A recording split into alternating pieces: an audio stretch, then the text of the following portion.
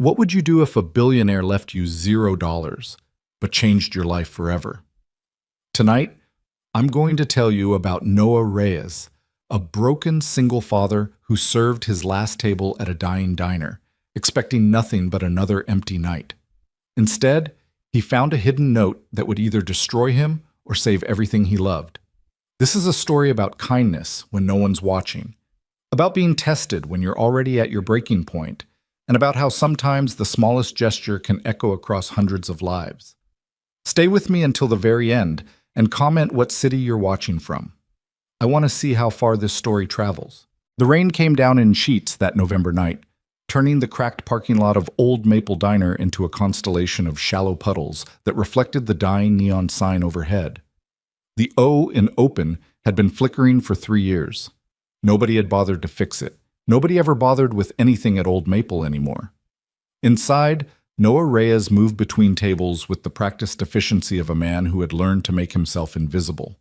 At 34, he looked older, lines carved deep around his eyes, shoulders that carried more than physical weight, hands that trembled slightly when he thought no one was looking. The white shirt he wore had been washed so many times the collar had gone soft and gray. His black pants had a small tear near the pocket that he'd stitched himself badly, using a YouTube tutorial at 2 in the morning while Mia slept. It was 11:47 p.m., 13 minutes until his shift ended. 13 minutes until he could drive home to the apartment where his 6-year-old daughter was sleeping, looked after by Mrs. Chen from 4B, who charged $20 a night, money he didn't have but borrowed anyway, adding to a debt that grew like a living thing, feeding on his exhaustion. The diner was nearly empty, just 3 tables left. The college kid in the corner booth had been nursing the same cup of coffee for 2 hours, textbooks spread across the table, her eyes red from crying or studying or both. Noah had already told her twice the coffee was on the house. She didn't need to know that he'd paid for it himself. At table 7, a trucker named Big Mike was finishing his 3rd plate of meatloaf, talking too loud about politics, his voice bouncing off the tired walls. Noah had learned to nod and smile, to agree without agreeing, to make everyone feel heard even when he was dying inside. And then there was the woman at table 12. She had walked in around 10:30, just as the dinner rush was fading into the late-night quiet. Noah had noticed her immediately, not because she was beautiful, though she was, in that sharp, expensive way that made you aware of every cheap thing around her, but because she didn't belong. Everything about her screamed money. The tailored black coat that probably cost more than his car, the leather briefcase that sat beside her like a sleeping guard dog, the way she held herself, spine straight, chin level, as if she'd never doubted her right to take up space in the world. She'd ordered pie, just pie, apple with coffee, black. She'd barely touched either. For over an hour she'd sat there, her hands folded on the table, her eyes following Noah as he moved through his closing routine. At first he thought maybe she was a health inspector, or maybe someone from corporate, though Old Maple didn't have a corporate, just Pete, the owner, who'd been threatening to sell for 5 years but never quite got around to it. Then he thought maybe she was a cop, or a lawyer, or someone official who would tell him something had gone wrong, that there was paperwork, that Mia... No. He couldn't let his mind go there, so he did what he always did. He smiled. He refilled her coffee even though she hadn't asked. He asked if everything was okay with her pie. She'd looked up at him with eyes that seemed to calculate something, some invisible equation, and said simply, "It's perfect." Her voice was measured, controlled, like someone who'd learned long ago that every word was a negotiation. Now, as the clock crept past midnight, she was the last one. Big Mike had left 10 minutes ago, pressing a $5 bill into Noah's hand and telling him to get something nice for the kid. The college girl had finally packed up, whispering thank you, so quietly Noah almost missed it. Just the woman in the expensive coat, still sitting, still watching. Noah approached slowly, pulling the check from his apron pocket. His feet ached, his back ached, everything ached. He'd worked 14 hours today, 6 at the warehouse loading dock, 8 at the diner.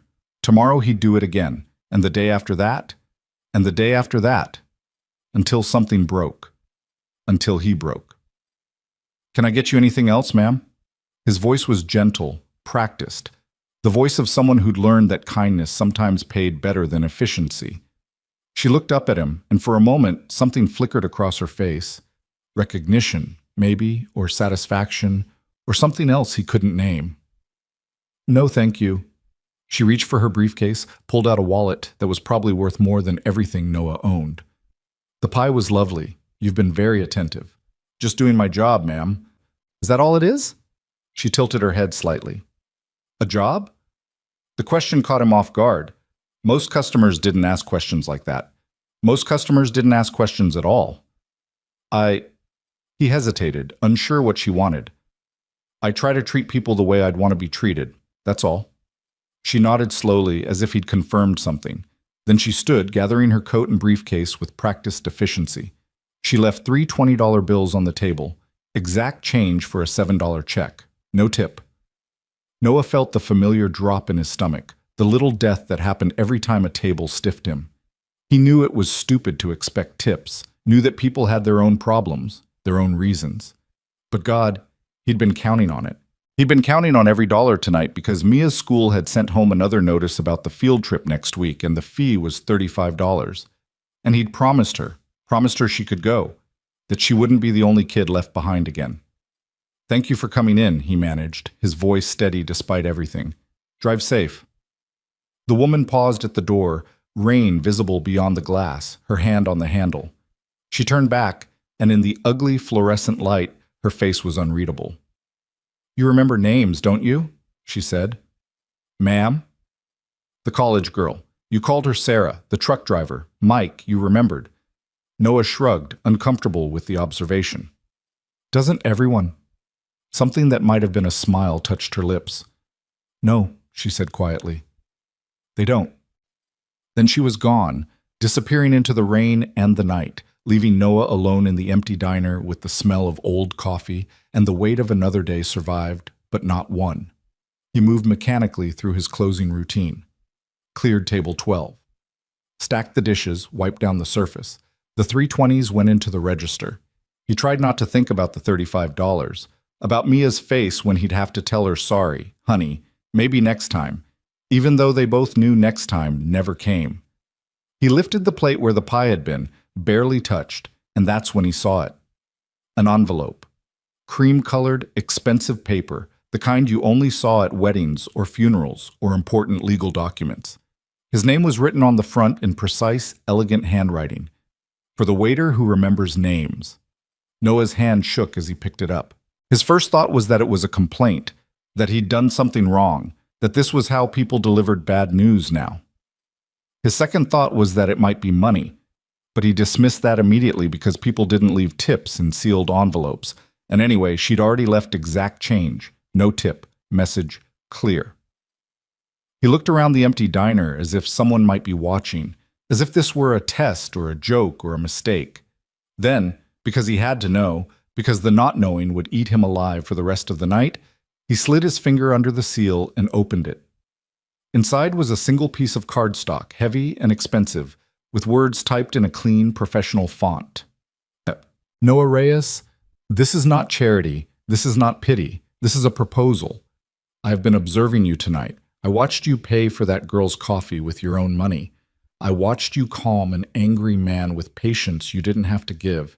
I heard you on the phone with your daughter, Mia, right? Telling her you love her, that you'll be home soon, using the gentle voice of someone who knows that words can be shelter. I left no tip because I wanted to test something. I wanted to see if you would treat me differently when I walked out that door, if your kindness would crack. It didn't. You wished me a safe drive home even though I'd given you nothing. I need someone like you. My company needs someone like you. The world needs someone like you. Come to Ward Industries tomorrow at 10 a.m. Ask for me at the front desk. Bring nothing but yourself and an open mind. This is not charity, it's an opportunity. What you do with it is entirely up to you." Celeste Ward, CEO, Ward Industries.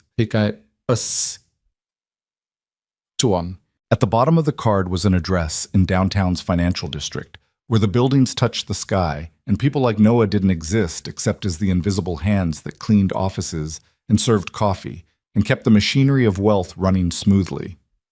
Noah read it 3 times, then a fourth. His mind refused to process the words properly. They kept sliding away, rearranging themselves into something that made sense, because this didn't make sense. This was the kind of thing that happened in movies, in stories, in the desperate daydreams of people who'd given up on real hope and survived only on the fake kind. Celeste Ward. He knew the name. Everyone knew the name. Ward Industries was one of the biggest tech companies on the East Coast. Artificial intelligence, green energy, venture capital, a dozen other things Noah didn't fully understand but knew represented the kind of money that could buy countries. And she'd been sitting in Old Maple Diner, watching him, testing him. His first instinct was that it was fake, a scam, some elaborate identity theft scheme. His second instinct was to throw it away, to pretend he'd never seen it, because hope was dangerous and disappointment was worse than no hope at all. But as he stood there in the empty diner, the envelope trembling in his hands, he thought about Mia, about the field trip form sitting on their kitchen table, about the eviction notice that would come if he was late on rent one more time, about the medical bills from when she'd had pneumonia last winter, still unpaid, still growing, about the way she'd asked him last week, in that small voice children use when they're trying not to want too much, if maybe someday they could have a Christmas tree, a real one, not just the picture she'd drawn and taped to the wall. He folded the card carefully and slid it into his pocket, next to his dying phone and the $5 bill from Big Mike. Then he finished closing the diner, turned off the lights, locked the door, and walked out into the rain.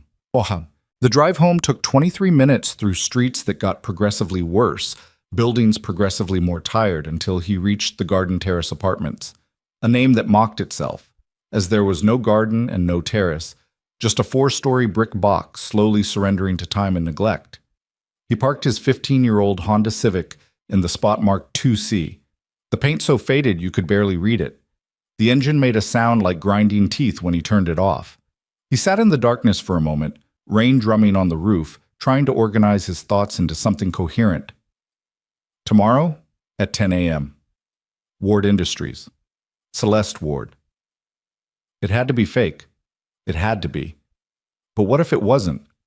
He climbed the stairs to the second floor, his legs heavy with exhaustion. The hallway smelled like old carpet and someone's cooking, something with curry, probably the Patels in 2E.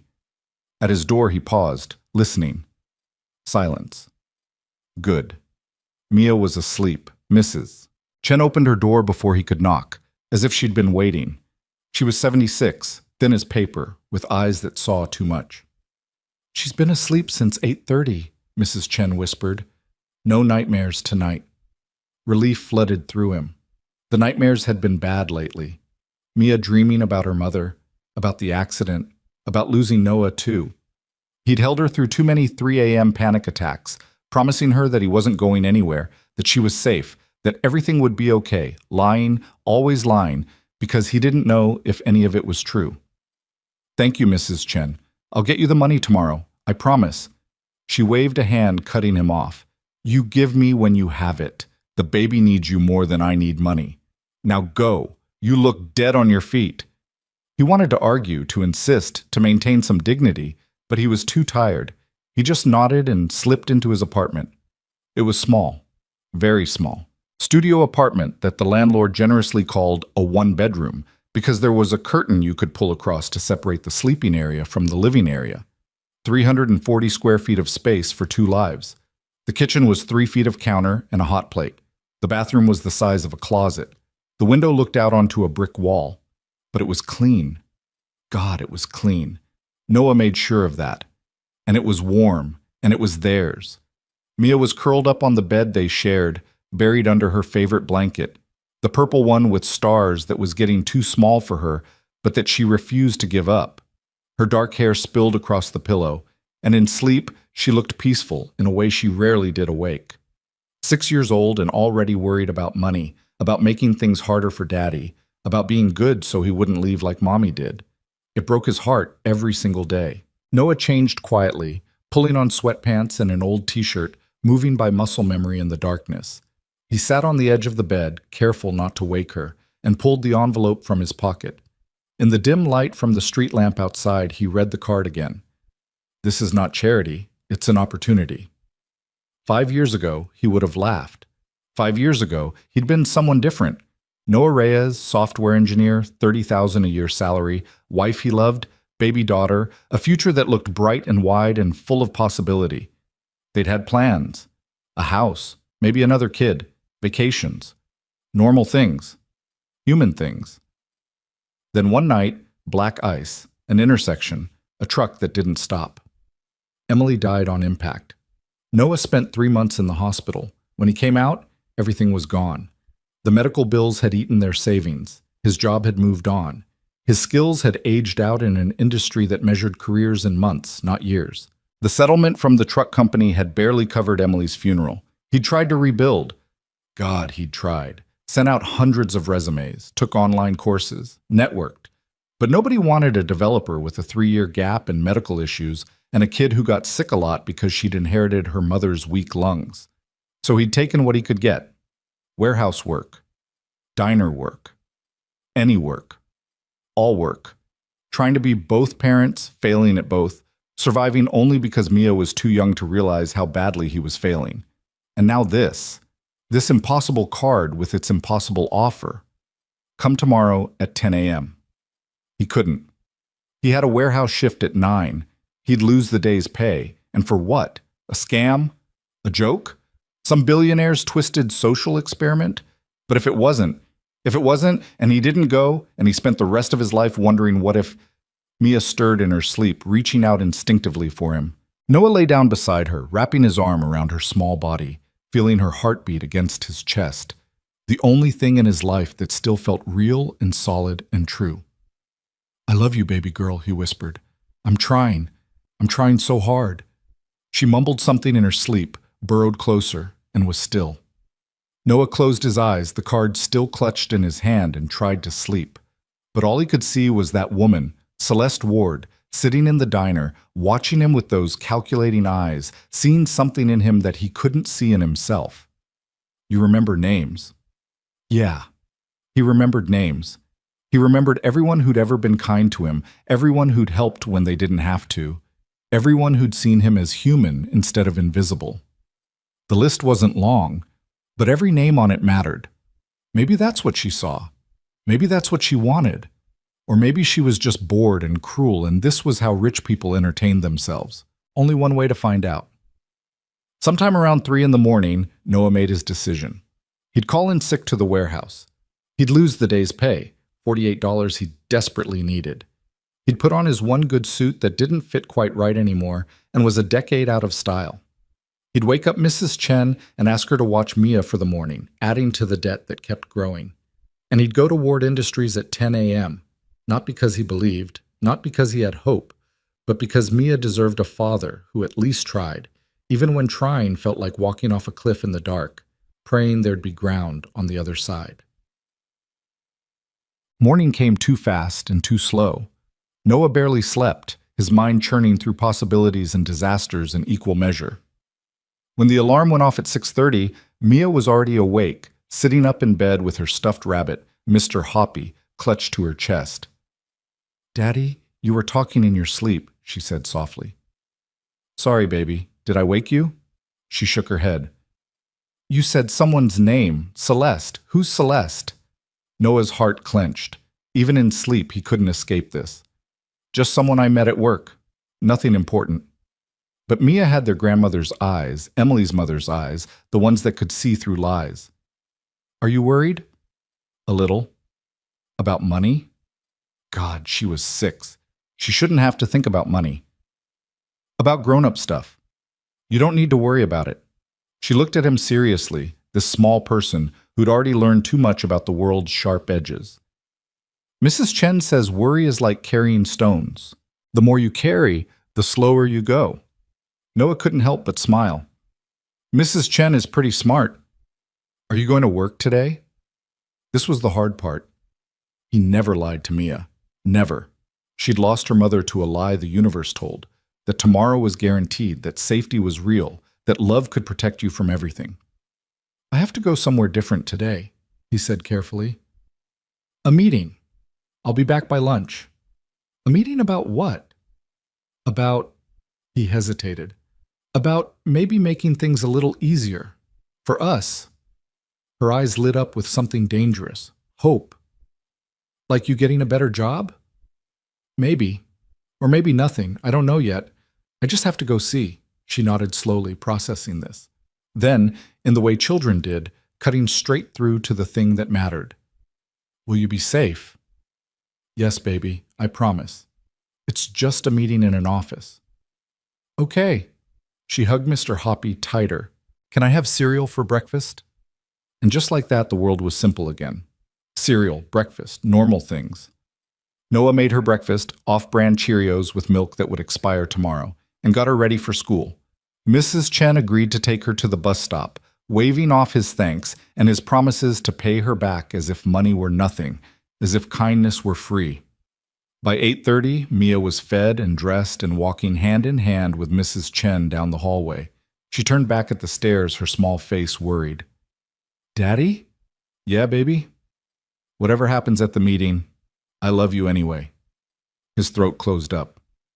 I love you too, more than anything. Then she was gone, and Noah was alone with the decision he'd made in the darkness, the card that still sat on the counter, and the suit hanging on the back of the bathroom door.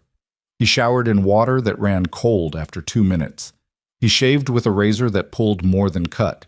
He put on the suit, dark blue, from Emily's funeral, smelling slightly of mothballs, and a white shirt that had a faded stain near the collar he hoped wasn't visible.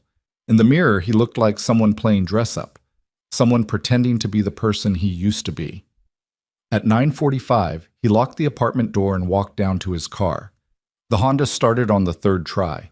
The check engine light glowed its perpetual warning. He had a quarter tank of gas and $12 in his wallet. The financial district was 20 minutes away in good traffic, 40 in bad. Noah drove carefully, aware that one mistake, one accident, one ticket he couldn't afford to pay would topple the whole precarious tower of his life. The buildings grew taller as he drove, glass and steel monuments to success and ambition and money.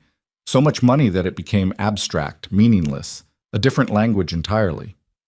Noah's stomach twisted with each block. He didn't belong here.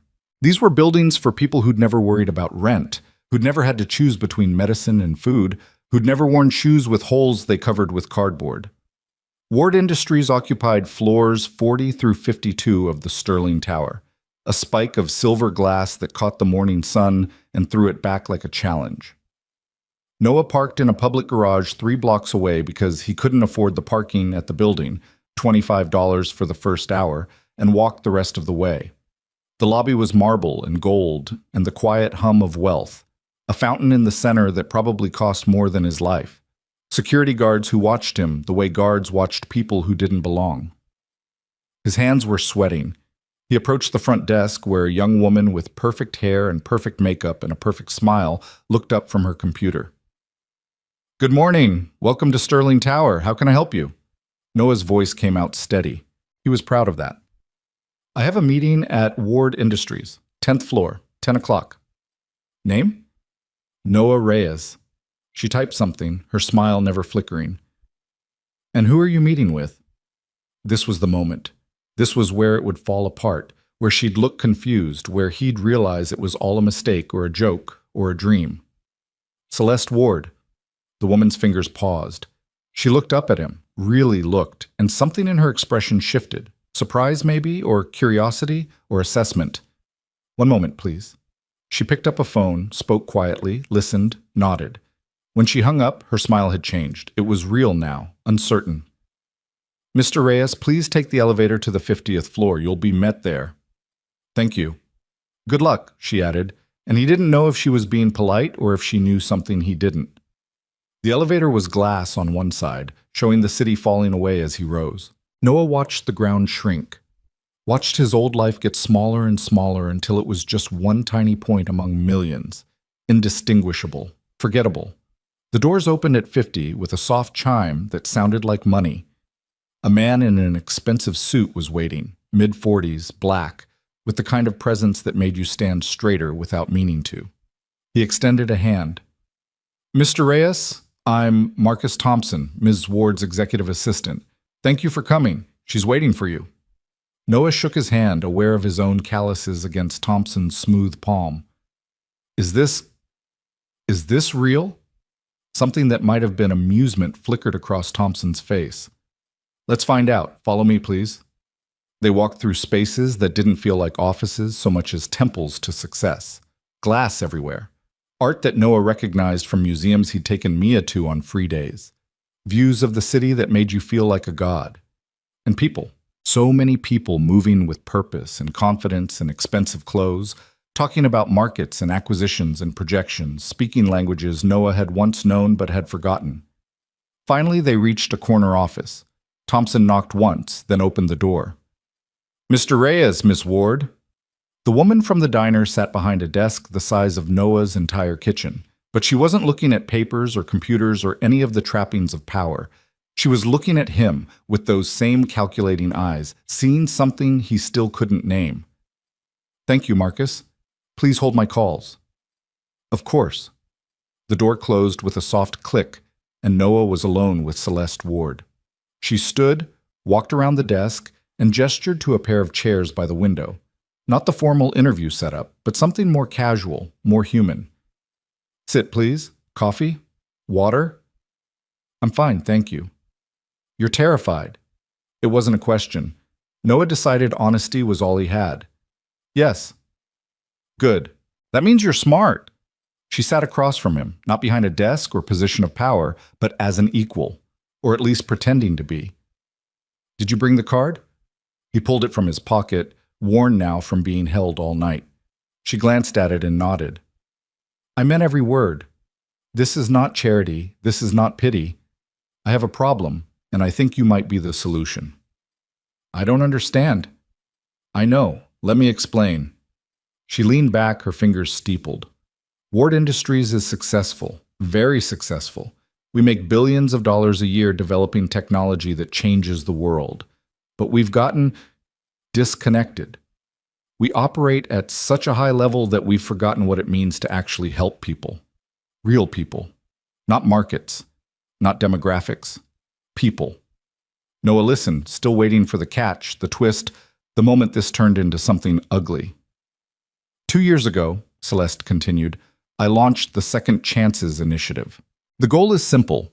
Identify people who've fallen through the cracks of our economic system. People with potential, with character, with something to offer, and give them opportunities to rebuild. Job training, education, employment placement, financial support. Not charity. Investment. That sounds good, necessary. It's failing. The words were flat, factual. We've spent $40 million and helped exactly 73 people. 73. Do you know why? Noah shook his head. Because the people running it don't understand struggle. They understand poverty as a statistic, not as a reality. They see people like you as problems to solve, not as humans to respect. They create programs that look good on paper and fail in practice. She leaned forward, intense now. Last night, I was tired, exhausted. I'd spent 14 hours in meetings about the initiative, listening to consultants tell me what poor people need, and I realized none of them had ever been poor. None of them had ever worked 2 jobs. None of them had ever had to choose between rent and food. So I left. I got in my car and drove until I found the kind of place I used to know, when I was someone different. Noah's heart was pounding. You found my diner. I found you, and I watched you treat every single person with dignity. The girl who couldn't afford coffee. You paid for it yourself. The trucker who was angry and loud, you calmed him without condescension. Your daughter on the phone, the love in your voice. And then when I left you nothing, when I tested whether your kindness was transactional, you still wished me a safe drive home. She paused, letting the words land. I don't need another consultant, Noah. I don't need another expert with a degree who's never struggled. I need someone who understands what it means to be invisible. Someone who treats people like people, not problems. I need you. The silence stretched out. Noah's mind was racing, tripping over itself, trying to catch up. To do what, exactly? To run it, the Second Chances initiative. To be the community outreach director. To take everything we've built and make it actually work. He almost laughed. Would have if it weren't so absurd. I'm a waiter and a warehouse worker. I don't have any qualifications for... You have the only qualification that matters.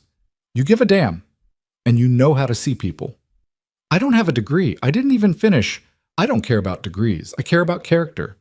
I watched you demonstrate more character in 1 hour than most of my employees show in a career. Noah shook his head, overwhelmed. What would this even mean? What are you offering? Celeste pulled a folder from beneath her chair, placed it on the small table between them.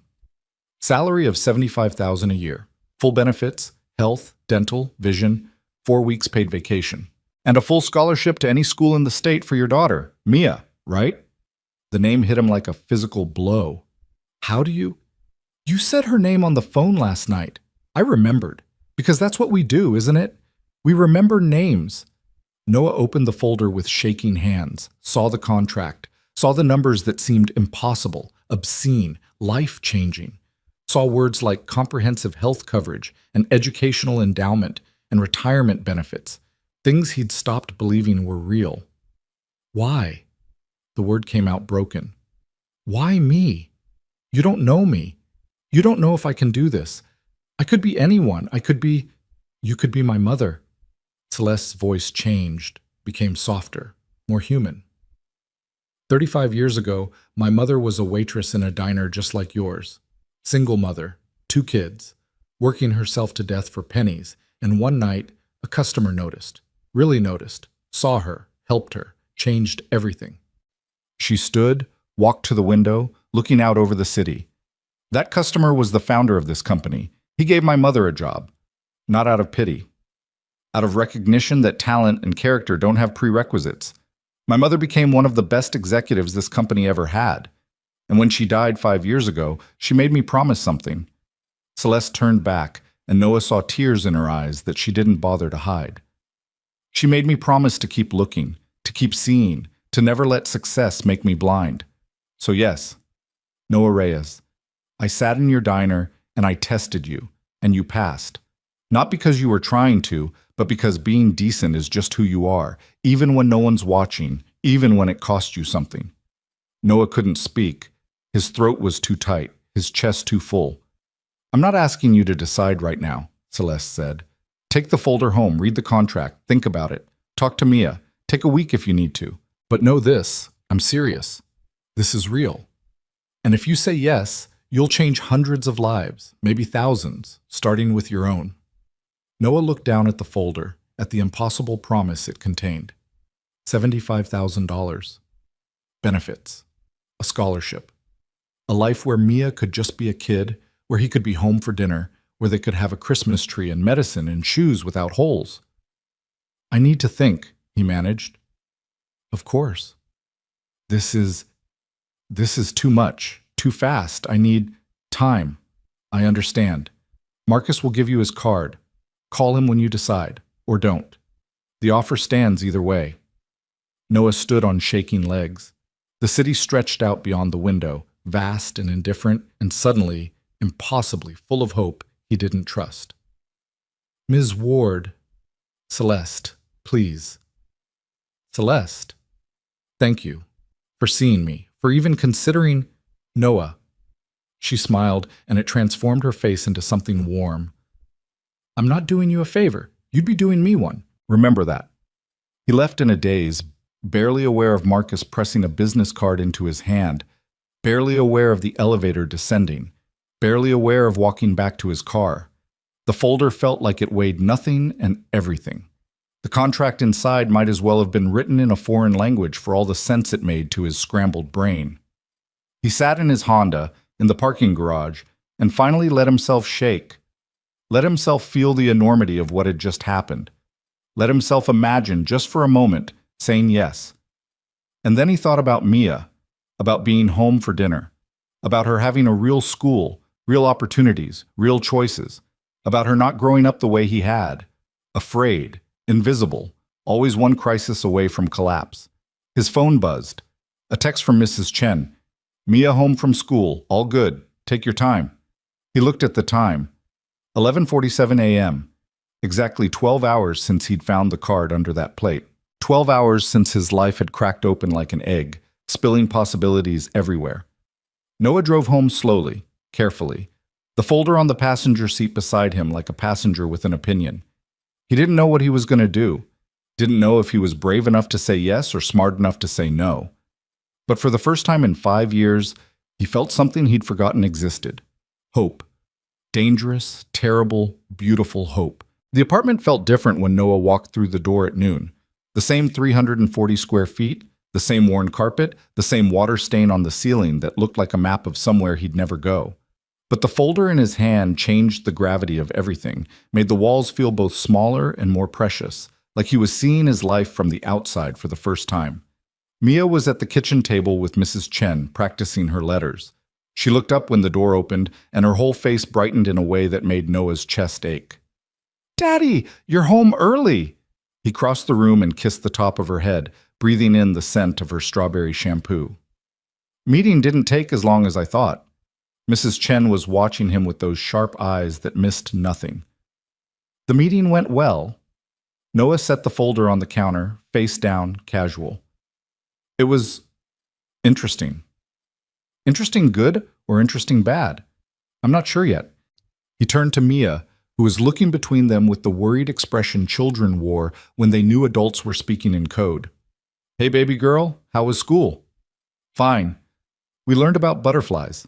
Did you know some of them fly thousands of miles? Mrs. Patterson said it's called migration, and they know the way, even though they've never been there before. That's pretty amazing." "Yeah." She went back to her letters, carefully tracing an uppercase B. "Daddy, can I ask you something?" "Always." "Is the meeting why you look scared?" Mrs. Chen made a soft sound in her throat. Noah knelt beside Mia's chair so they were eye level. "I'm not scared, honey, just thinking about some big decisions." "What kind of decisions?" "How did you explain this to a 6-year-old? How did you say that a stranger had offered to change their lives, but accepting might mean stepping into a world where he'd drown, where he'd fail spectacularly and drag them both down harder than if he'd just stayed in his lane?" "Grown-up work stuff," he said finally. "Nothing for you to worry about." But Mia had inherited her mother's ability to read him like a book. "Is it about money?" "Mia, because Mrs. Chen says we shouldn't worry about money so much. She says you work too hard and I should tell you that." Noah looked over at Mrs. Chen, who had the grace to look slightly embarrassed. "Mrs. Chen is very wise," Noah said carefully. "But it's my job to worry about money so you don't have to." "But what if the thing you're deciding makes it so you don't have to worry so much?" The question was so direct, so perfectly aimed at the heart of everything that Noah couldn't find an answer that wasn't a lie. Mrs. Chen stood, gathering her things with practiced efficiency. "I should go. Let you two talk." She paused at the door, one hand on the frame, and looked back at Noah. "Whatever's in that folder, whatever decision you're making, trust yourself. You've kept this girl safe and loved for 5 years with nothing but will and heart. That counts for something." Then she was gone, leaving Noah alone with his daughter and the weight of impossible choices. Mia went back to her letters, but her concentration was fractured, her B's coming out lopsided. After a minute, she put down her pencil and looked at him with Emily's eyes, dark and serious and far too old for her face. "The field trip permission slip is due Friday," she said quietly. Noah's stomach dropped.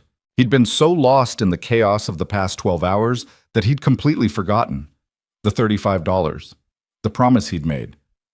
"I know, baby. I haven't forgotten. It's okay if I can't go." Her voice was small, practiced, the voice of a child who'd learned too young how to be disappointed gracefully.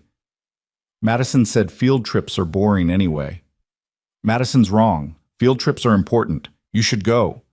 "But you're going. I promise." The words came out with more certainty than he felt, because if he said yes to Celeste Ward's offer, $35 would become nothing, a rounding error, the kind of money he wouldn't even think about. But if he said no, if he let fear keep him safe and small, then $35 was still a crisis, still a choice between her field trip and keeping the lights on. That night, after Mia was asleep, Noah sat at the kitchen table and opened the folder. The contract was 23 pages long. He read every word, twice, looking for the trap, the catch, the fine print that would explain why this was too good to be true. But the language was clear, almost generous. $75,000 annual salary, full health benefits with no waiting period, 4 weeks paid vacation, performance bonuses up to 20%, and the scholarship, a full ride to any private school in the state, tuition, books, everything, renewable through high school. There was a job description, Community Outreach Director. Responsibilities included overseeing program development, client intake and assessment, partnership building with community organizations, budget management, staff supervision. It required building relationships with people who'd been forgotten by systems designed to help them. It required understanding struggle from the inside. It required being him. He found his old laptop, a dinosaur from his previous life that took 5 minutes to boot up, and searched for Celeste Ward. The results were overwhelming. Articles about her rise to CEO at 32, youngest in the company's history. Features about her aggressive expansion into green energy. Profiles calling her ruthless, visionary, brilliant, cold. A Forbes interview where she'd talked about her mother, the waitress who'd become an executive, the woman who'd taught her that talent had nothing to do with pedigree. It was all real. This wasn't a scam. Celeste Ward had sat in his diner, watched him work, and decided he was worth betting on. The question was whether he could bet on himself. He looked around the apartment, the peeling paint, the furniture from thrift stores, the crayon drawing of a Christmas tree taped to the wall because they couldn't afford a real one. Then he looked at Mia, sleeping peacefully in their shared bed, her small chest rising and falling, Mr. Hoppy clutched in her arms. What kind of father would he be if he said no? If he chose fear over possibility, safety over hope? But what kind of father would he be if he said yes and failed? If he proved that people like him didn't belong in those glass towers? If he lost this chance and ended up worse off than before? Noah pulled out his phone and stared at Marcus Thompson's business card. It was nearly midnight, too late to call, too early to know what he'd say if he did. His phone buzzed with a text. Unknown number. This is Celeste. I know you're awake, thinking in circles. Stop. The only wrong answer is the one based on fear. Sleep on it. CW. He stared at the message for a long time. Then, because he didn't know what else to do, he replied, How did you get my number? Her response came immediately. Marcus is very thorough. Also, your phone bill is 3 months overdue. One of the first things we'll fix if you say yes. Now go to sleep. Despite everything, Noah smiled. Then he turned off the phone, climbed into bed beside his daughter, and tried to rest. The next morning, he made his decision. He called Marcus Thompson at 8 a.m. before he could change his mind, before fear could talk him out of it. Mr. Thompson, this is Noah Reyes. I'd like to accept the position. There was a pause, then something that sounded like satisfaction in Thompson's voice. Excellent choice, Mr. Reyes. Can you come in this afternoon? We'll need to handle paperwork, run a background check, discuss start date. Say 2 o'clock? I work at the warehouse until 6.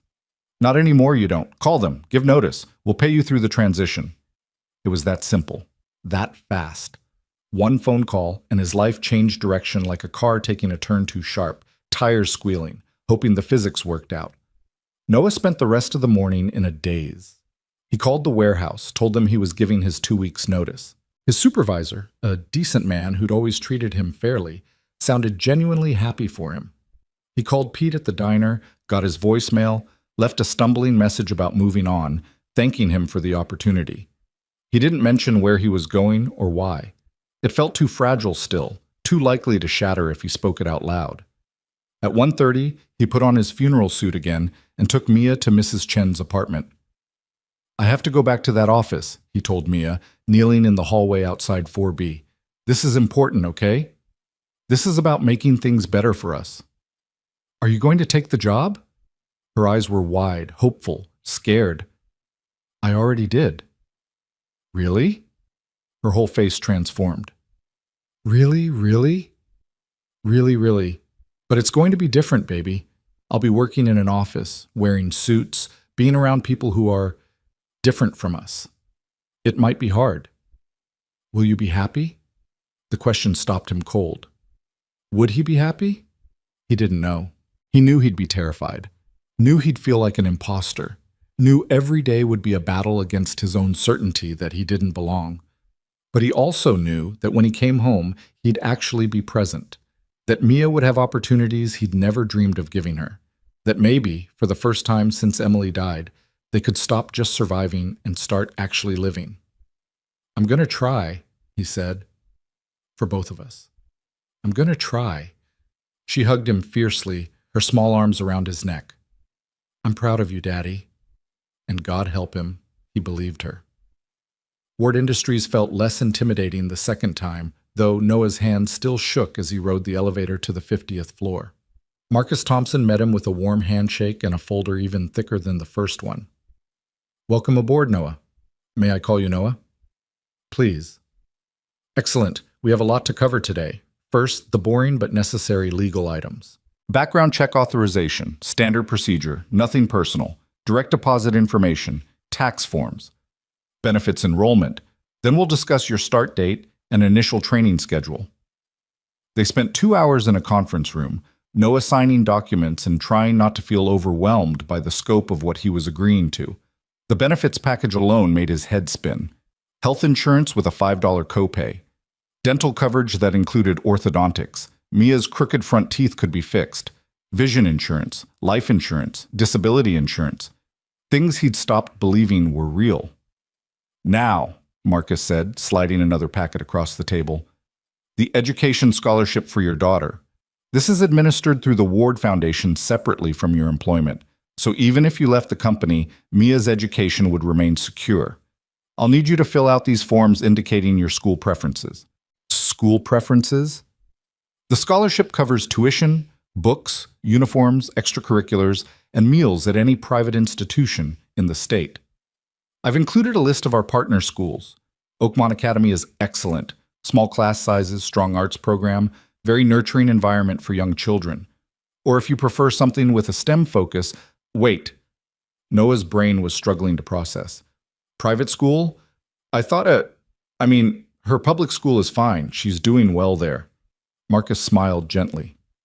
Of course, if you prefer to keep her where she is, the scholarship will be held in trust for future use. College, graduate school, whatever she needs. The choice is entirely yours. Private school. Noah had never even considered it. That was for other people's children, children whose parents could afford things like piano lessons and summer camps and tutors. But now it was possible. Now Mia could have teachers who weren't overwhelmed and exhausted, classrooms that weren't overcrowded, resources that weren't rationed. Can I think about it? Absolutely. No rush. The important thing is the support is there. Marcus checked his watch. We have one more item on today's agenda. Miss Ward would like to see you in her office. Noah's stomach tightened. Is something wrong? On the contrary, she wants to discuss your first project. Celeste's office looked different in afternoon light, warmer somehow, less intimidating. She was on the phone when Marcus led Noah in, speaking rapid fire about quarterly projections and market positioning. She gestured for Noah to sit, finished her conversation with crisp efficiency, and hung up. "Noah, how are you feeling?" "Honestly, terrified." She laughed, and it was genuine. "Good. Overconfidence is dangerous. Healthy fear keeps you sharp." She came around her desk, sat in the chair beside him instead of across. "I want to talk about how we're going to do this. Your official start date is Monday, but before then, I need you to understand what you're walking into." Okay. The Second Chances Initiative is failing because it's designed wrong. We've been trying to help people from the top down, creating programs we think they need instead of asking what they actually need. Your job is to flip that model. Talk to the people we're supposed to be helping, listen to them, build programs around their reality, not our assumptions. Noah nodded slowly. That makes sense. Here's the challenge. My board and my executive team think this is a waste of money. They want to shut it down. I've bought us 6 months to prove it can work. If we can show real results, not just numbers, but actual lives changed, we keep going.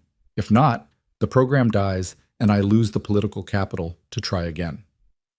The weight of that settled on Noah's shoulders. No pressure then. Enormous pressure. Which is why I need you to be honest with me, always. If something isn't working, say so. If you need resources, ask. If you think I'm wrong about something, tell me. I didn't hire you to agree with me. I hired you to be real. I can do that. I know you can. That's why you're here. She pulled a tablet from her desk and handed it to him. This is the current state of the program.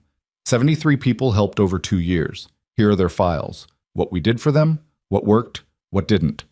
I want you to read through these this weekend. Call 3 of them. Ask them directly what we did right and what we did wrong. Noah took the tablet, feeling its weight. 73 lives. 73 stories like his own. Then Monday morning, 9 a.m., you and I meet. You tell me what you learned and what you want to change. We'll start building the real program together. Just like that? Just like that. Noah, I'm not going to micromanage you. I'm going to trust you. I'm going to give you the resources and the authority to do this right. All I ask in return is that you care as much about those 73 people and all the ones we haven't helped yet as you care about yourself. I will. I do. I know. She stood, extended her hand. Welcome to Ward Industries, Mr. Reyes. Try not to let us corporate types destroy your soul. He shook her hand, managed a smile. I'll do my best. Walking out of that building, tablet tucked under his arm, Noah felt like he was carrying something fragile and explosive. 73 stories. 6 months to prove it mattered. Everything he and Mia needed writing on, whether he could do something he'd never done before, had no training for, had no business attempting. He drove home slowly, his mind spinning through everything that had happened in 48 hours. 2 days ago, he was a waiter counting singles. Now he was community outreach director at a multi-billion-dollar company with a salary that seemed imaginary and responsibility that felt crushing. Mrs. Chen had Mia doing homework when he walked in. Mia looked up, her eyes asking questions her mouth didn't. I took the job, Noah said. I start Monday. Mia's scream of joy nearly shattered the windows. She launched herself at him, and he caught her, spun her around, let himself feel happy for the first time in years without waiting for the other shoe to drop. Does this mean we can get the Christmas tree? The real one? Noah laughed, actually laughed. Yeah, baby, we can get the Christmas tree. And I can go on the field trip? You can go on every field trip. She hugged him tighter, and he felt her tears against his neck. Happy tears, relief tears, tears of a child who'd been carrying too much weight for too long and finally got to set it down. That night, after Mia was asleep, Noah sat at the kitchen table and opened the tablet. 73 files. 73 people who'd been chosen for help. He started reading. Maria Santos, single mother of 4, given job training and childcare subsidies. Employed for 6 months, then lost the job when her childcare fell through. Now back where she started. David Park, former teacher who'd been blacklisted after blowing the whistle on corruption, given legal support and career counseling, currently working part-time at a call center, overqualified and underemployed. James Wilson, recovering addict, clean for 2 years, given housing support and job placement, relapsed after 3 months when his sponsor died. Now homeless again. The stories went on, good intentions, generous support, and then life happening, the way life always did, and the safety net disappearing because programs had end dates and rules and limitations. Noah made notes on the tablet, his handwriting awkward with the stylus. But the patterns were clear. The initiative had given people fish instead of teaching them to fish. Worse, it had given them fish and then taken the fish away after 90 days and wondered why they were hungry again. Around midnight, he called the first number on Celeste's list. Maria Santos answered on the 3rd ring, her voice wary. Hello? Ms. Santos? My name is Noah Reyes. I'm calling from Ward Industries about the Second Chances initiative. Is this a bad time? Silence. Then, are you calling to tell me I owe money? Because I already told them I can't pay back the childcare subsidies. I tried, but no ma'am. You don't owe anything. I'm calling because I'm taking over the program, and I wanted to ask you some questions about what worked and what didn't, about what we could have done better. More silence. He could hear children in the background, television sounds, life sounds. You really want to know? I really want to know. She laughed, bitter. Okay, here's what you could have done better. You could have asked me what I needed instead of telling me. You could have given me childcare that didn't disappear after 6 months, like children stop needing care on a schedule. You could have understood that one bad day, one sick kid, one car breakdown could destroy everything. You could have treated me like a human being instead of a project with a deadline. Noah wrote furiously, his heart pounding. That's exactly what I needed to hear. What would have actually helped? Long-term support, flexible support. Someone who checked in and adjusted when life got complicated instead of just cutting me off. And community, other people going through the same thing. We could have helped each other if you'd connected us instead of treating us like we're all in competition for scraps. They talked for 40 minutes. By the end, Maria was crying, and so was Noah. You're really going to change it? She asked. I'm going to try. I promise I'm going to try. Then do one thing for me. Remember that we're not broken. We're not failures. We're people who got knocked down by a system that wasn't designed for people like us. If you remember that, you'll do okay. He called 2 more people that night, heard 2 more versions of the same story. Good people, bad luck. Systems that gave up on them the moment they stumbled. By 3 a.m., Noah had filled 20 pages of notes. His eyes burned, his hand cramped, but he understood now what Celeste had seen in him, what she needed. She didn't need someone who knew how to run a program. She needed someone who knew how it felt to be the program's target, to be seen as a problem to solve instead of a person to support. She needed someone who would remember Maria Santos's face when she said, "We're not broken," who would carry that truth like a gospel. Saturday morning, Noah woke with his head on the kitchen table, the tablet still glowing beside him. Mia was already awake, sitting cross-legged on the bed, watching him with concern. "Did you sleep here all night?" "Yeah, baby. I was working." "Working on what?" How did he explain that he was trying to figure out how to help people who'd been helped badly before? That he was terrified of letting them down the way they'd been let down already? "Learning," he said finally. "Learning how to do my job right." She climbed off the bed, came to the table, looked at the screen full of notes in his messy handwriting. "Are these people you're going to help?" "I hope so." "Will you help them the way Mrs. Chen helps us?" Noah looked at his daughter, this small, wise person who saw things so clearly. "What do you mean?" "Mrs. Chen doesn't just watch me sometimes. She knows my favorite snacks. She knows I get scared during thunderstorms. She knows about Mommy." "She doesn't help us like it's a job. She helps us like we're family." And there it was, the answer he'd been circling around all night. You couldn't program that, couldn't systematize it, couldn't put it in a budget spreadsheet or a quarterly report. You just had to care, had to see people as people, not problems, had to remember that behind every case file was a Maria Santos with 4 kids and dreams that kept breaking, a David Park who'd tried to do the right thing and got punished for it, a James Wilson fighting demons every single day, had to help them like family. "You're pretty smart, you know that?" Noah said. Mia grinned. "Mrs. Chen says I get it from you." Sunday. Noah spent the whole day with Mia.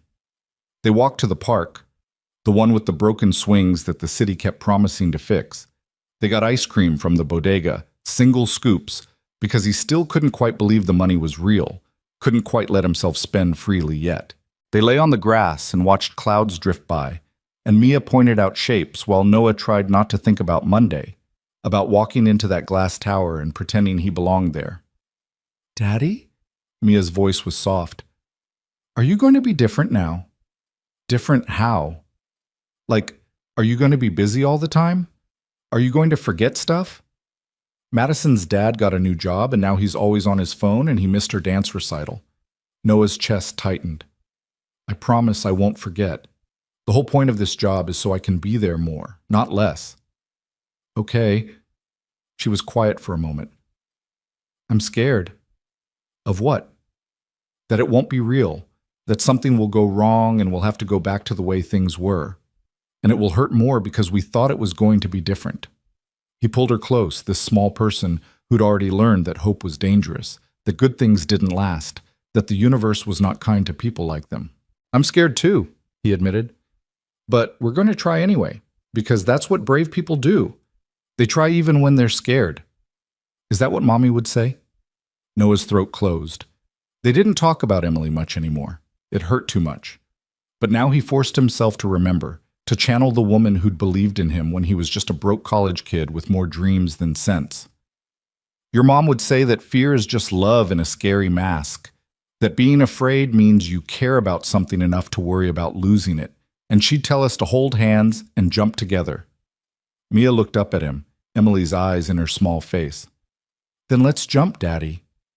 Monday morning arrived with October rain and the kind of cold that promised winter was coming. Noah stood in front of his closet, if you could call a corner with a hanging rod a closet, and stared at his one suit. It looked even worse in daylight. The pants were a little short. The jacket sleeves showed too much wrist. The whole thing screamed, "I don't belong here." He put it on anyway. Mia watched from the bed, already dressed for school. "You look handsome." "I look ridiculous." "You look like someone important." God, he loved her. "What if I mess this up?" Then you'll figure it out. That's what you always do." She said it with such confidence, such absolute faith that Noah almost believed it. He kissed her goodbye, left her with Mrs. Chen, and drove downtown through traffic that seemed determined to make him late. The parking garage, the elevator, the lobby, it all felt surreal, like he was playing a role in a movie about someone else's life. He rode up to the 50th floor, his heart pounding, his hands sweating in the expensive leather briefcase Marcus had given him on Friday, empty except for his tablet full of notes. Marcus met him at the elevator. "Good morning, Noah. Ready for your first day?" "No." "Perfect. The best ones never are. Come on, Celeste is waiting." Celeste's office was exactly as he remembered, but this time there were other people there. 6 of them, sitting around the conference table, looking sharp and successful, and like they belonged in rooms like this. They all turned when Noah entered, their expressions ranging from curious to skeptical to openly hostile. "Everyone," Celeste said, standing, "this is Noah Reyes, our new Community Outreach Director. Noah, this is your team." His team. The words didn't compute. He'd never had a team. He'd barely had coworkers who acknowledged his existence. For the next hour, Celeste walked him through the organizational structure. His team consisted of 3 case managers, 2 administrative assistants, and 1 data analyst. They'd all been working on the initiative for over a year, implementing the programs that had failed to help more than 73 people, and now he was their boss. The hostility made sense now. He was the outsider, the nobody, the waiter who'd somehow convinced the CEO to give him a 6-figure job and authority over people with master's degrees and years of experience. When the introductions were done, Celeste stood. "I'll let you all get acquainted. Noah, I want you in my office at 3 p.m. Bring your recommendations." Then she was gone, leaving Noah alone with 6 people who clearly thought he was a joke. The silence stretched uncomfortably. Finally, a woman in her 40s with severe glasses and perfect hair spoke up. "So, you're going to save the program?" Her name was Patricia. Patricia Huang, Senior Case Manager, MBA from Wharton, 7 years at Ward Industries. Her voice dripped with condescension. "I'm going to try," Noah said evenly.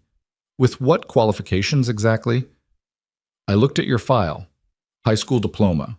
No relevant experience, no management background. Just a good story and a sympathetic CEO." The others watched, waiting to see how he'd respond. This was a test, maybe the real test. Noah could have defended himself, could have gotten angry, could have pulled rank and reminded them that whether they liked it or not, Celeste had put him in charge. Instead, he told them the truth. "You're right. I don't have qualifications. I have perspective. I spent this weekend calling the people we've helped. Maria Santos, David Park, James Wilson. I asked them what we did wrong. Want to know what they said?" Patricia's expression didn't change. "Enlighten us." "They said we treated them like problems to solve instead of people to support. They said we gave them help on our timeline instead of their reality. They said we abandoned them the moment they stumbled, and they were right. Everything you've built here is generous and well-intentioned and completely wrong." The room went silent. Someone gasped. Patricia's face flushed red. "How dare you?" "I'm not criticizing you personally. I'm saying the approach is flawed. And starting today, we're going to fix it. Together. Because here's what I do have. I know what it's like to be on the other side. To be the person who needs help. To be invisible. And I know that people like Maria and David and James don't need our pity. They need us to actually listen." He pulled out his tablet, brought up his notes. So here's what we're going to do. We're going to redesign everything, from the ground up. And we're going to do it by asking the people we're supposed to be helping what they actually need, not what we think they need, what they need. Patricia stood abruptly. This is absurd. I won't. You won't what? Noah's voice was quiet but firm. You won't try something different? Because what we've been doing isn't working. 73 people in 2 years. That's not a success. That's a failure with good PR. For a long moment, Patricia just stared at him. Then, slowly, she sat back down. Fine. What's your plan? And just like that, Noah stopped being a waiter pretending to be someone else. He became what Celeste had hired him to be. Someone who gave a damn and wasn't afraid to say so. The plan Noah laid out that morning was simple in concept, revolutionary in execution. They would stop treating the Second Chances initiative like a charity dispensing predetermined aid packages and start treating it like what it should have been from the beginning, a partnership with people who knew exactly what they needed to rebuild their lives, if only someone would listen. Over the next 2 weeks, Noah's team conducted 53 interviews with people who'd been through the program. They met them in coffee shops, in parks, in their homes, anywhere they felt comfortable. Noah insisted on being present for every single one, taking notes in his cramped handwriting, asking follow-up questions that made Patricia raise her eyebrows, but eventually nod in understanding. The data analyst, a quiet man named Robert Chen, compiled the results into a presentation that Noah and Celeste reviewed on a rainy Thursday afternoon. The patterns were damning. 92% of participants said the program had helped initially, but failed to provide sustained support. 87% said they felt judged rather than supported. 74% said the rigid timelines and requirements had actually made their situations worse because missing a single appointment or deadline meant losing everything. It's a system designed to help people who don't actually need help, Noah said, pointing to the data on Celeste's enormous monitor. Someone who can make every appointment, meet every deadline, navigate bureaucracy without mistakes. That person doesn't need us. The people who really need us are the ones this system is designed to exclude the moment they have one bad day. Celeste leaned back in her chair, studying the numbers with an expression Noah had learned to recognize as her processing face. Recommendations? Tear it down. Build something new. Flexible timelines based on individual circumstances. Ongoing support instead of 90-day cutoffs. Peer networks so participants help each other instead of competing for resources. And most importantly, let them tell us what they need instead of us deciding for them. Budget implications? Higher per person cost, but better outcomes. We help fewer people initially, but actually help them. Build momentum, prove it works, then scale. The board will hate it. The board already thinks the program is a waste of money. Let's prove them wrong with results instead of trying to please them with numbers that don't mean anything. Celeste smiled, the sharp smile of someone who just decided to take a risk. Do it. You have 3 months. Show me 5 success stories, real ones, sustained ones, and I'll go to the board with the new model. 3 months. 5 stories. Everything riding on whether Noah could deliver what he'd promised. He threw himself into the work with an intensity that bordered on obsession. His days started at 6 a.m. and ended past midnight. He rebuilt the intake process from scratch, removing the dozens of forms and requirements that had turned asking for help into a second job. He created a peer mentorship program pairing current participants with those who'd successfully rebuilt their lives. He negotiated partnerships with employers willing to offer flexible hours and second chances. He personally met with every single person who applied, learning their names, their stories, their dreams. Mia saw less of him than she had when he was working double shifts at the diner and warehouse. The irony wasn't lost on Noah. He'd taken this job partly to spend more time with his daughter, and now he was more absent than ever, just absent in a suit instead of a waiter's uniform. Mrs. Chen didn't say anything, but her look spoke volumes. Mia didn't complain, but Noah could see the worry in her eyes when he came home at 9 p.m. and collapsed on the couch, too exhausted to do anything but hold her while she told him about her day in a small voice that tried so hard to be understanding. "I'm sorry, baby," he whispered one night, his guilt a physical weight on his chest. "This won't be forever, just until we get the program working right." "It's okay, Daddy. You're helping people." "You're supposed to come first. I am first, because you're teaching me that helping people matters. She was 6 years old and wiser than he deserved. Noah held her tighter and promised himself that once these 3 months were over, once he'd proved the program worked, he'd find balance. He'd be present. He'd keep the promise he'd made on that Sunday in the park. But first he had to deliver 5 success stories. The first was Maria Santos. Noah had stayed in touch with her since that midnight phone call, and when he reached out about rejoining the program under the new model, she'd been skeptical. Why should I trust you? I trusted before. Because this time, you're in charge. You tell me what you need, you set the timeline. You decide what success looks like. I'm just here to provide resources and get out of your way. It had taken 3 more conversations, but eventually Maria agreed. The program provided long-term childcare subsidies with no arbitrary cutoff date, flexible job training that worked around her kids' schedules, and connection to a network of other single mothers facing similar challenges. Within 6 weeks, she had a stable job with benefits and a support system that didn't disappear the moment funding periods ended. The second was a man named Thomas Wright, a former software engineer, like Noah had been, who'd lost everything to medical bankruptcy when his wife got cancer. Noah saw himself in Thomas's defeated eyes, understood the specific shame of falling from the middle class into poverty, of having people assume you'd made bad choices when really you'd just had bad luck. I don't need job training, Thomas said at their first meeting. I need someone to give me a chance, despite the gap in my resume and the bankruptcy on my credit report. So Noah used his connections, the network he was building through Celeste's introductions and his own relentless networking, to find companies willing to look past the red flags. He coached Thomas through interviews, helped him explain the gap without sounding defensive. 3 months after joining the program, Thomas accepted a job offer at a fintech startup making $70,000 a year. The third, fourth, and fifth stories came faster. A recovering addict who needed housing stability before he could maintain sobriety. A former teacher blackballed from education who needed help pivoting to corporate training. A young mother who'd aged out of foster care with no support system who needed everything: housing, childcare, job skills, and most importantly, someone who believed she could succeed. Each success built Noah's confidence and his team's buy-in. Patricia stopped questioning his decisions and started actively contributing ideas. Robert Chen's data showed that while they were serving fewer people than the old program, retention rates were 94% compared to 31% before. The costs per person were higher, but the outcomes were incomparably better. Celeste scheduled the board presentation for a Tuesday in late January, almost exactly 3 months after Noah's first day. The night before, Noah sat in his apartment reviewing his presentation for the 100th time while Mia slept. His hands were shaking. This was it.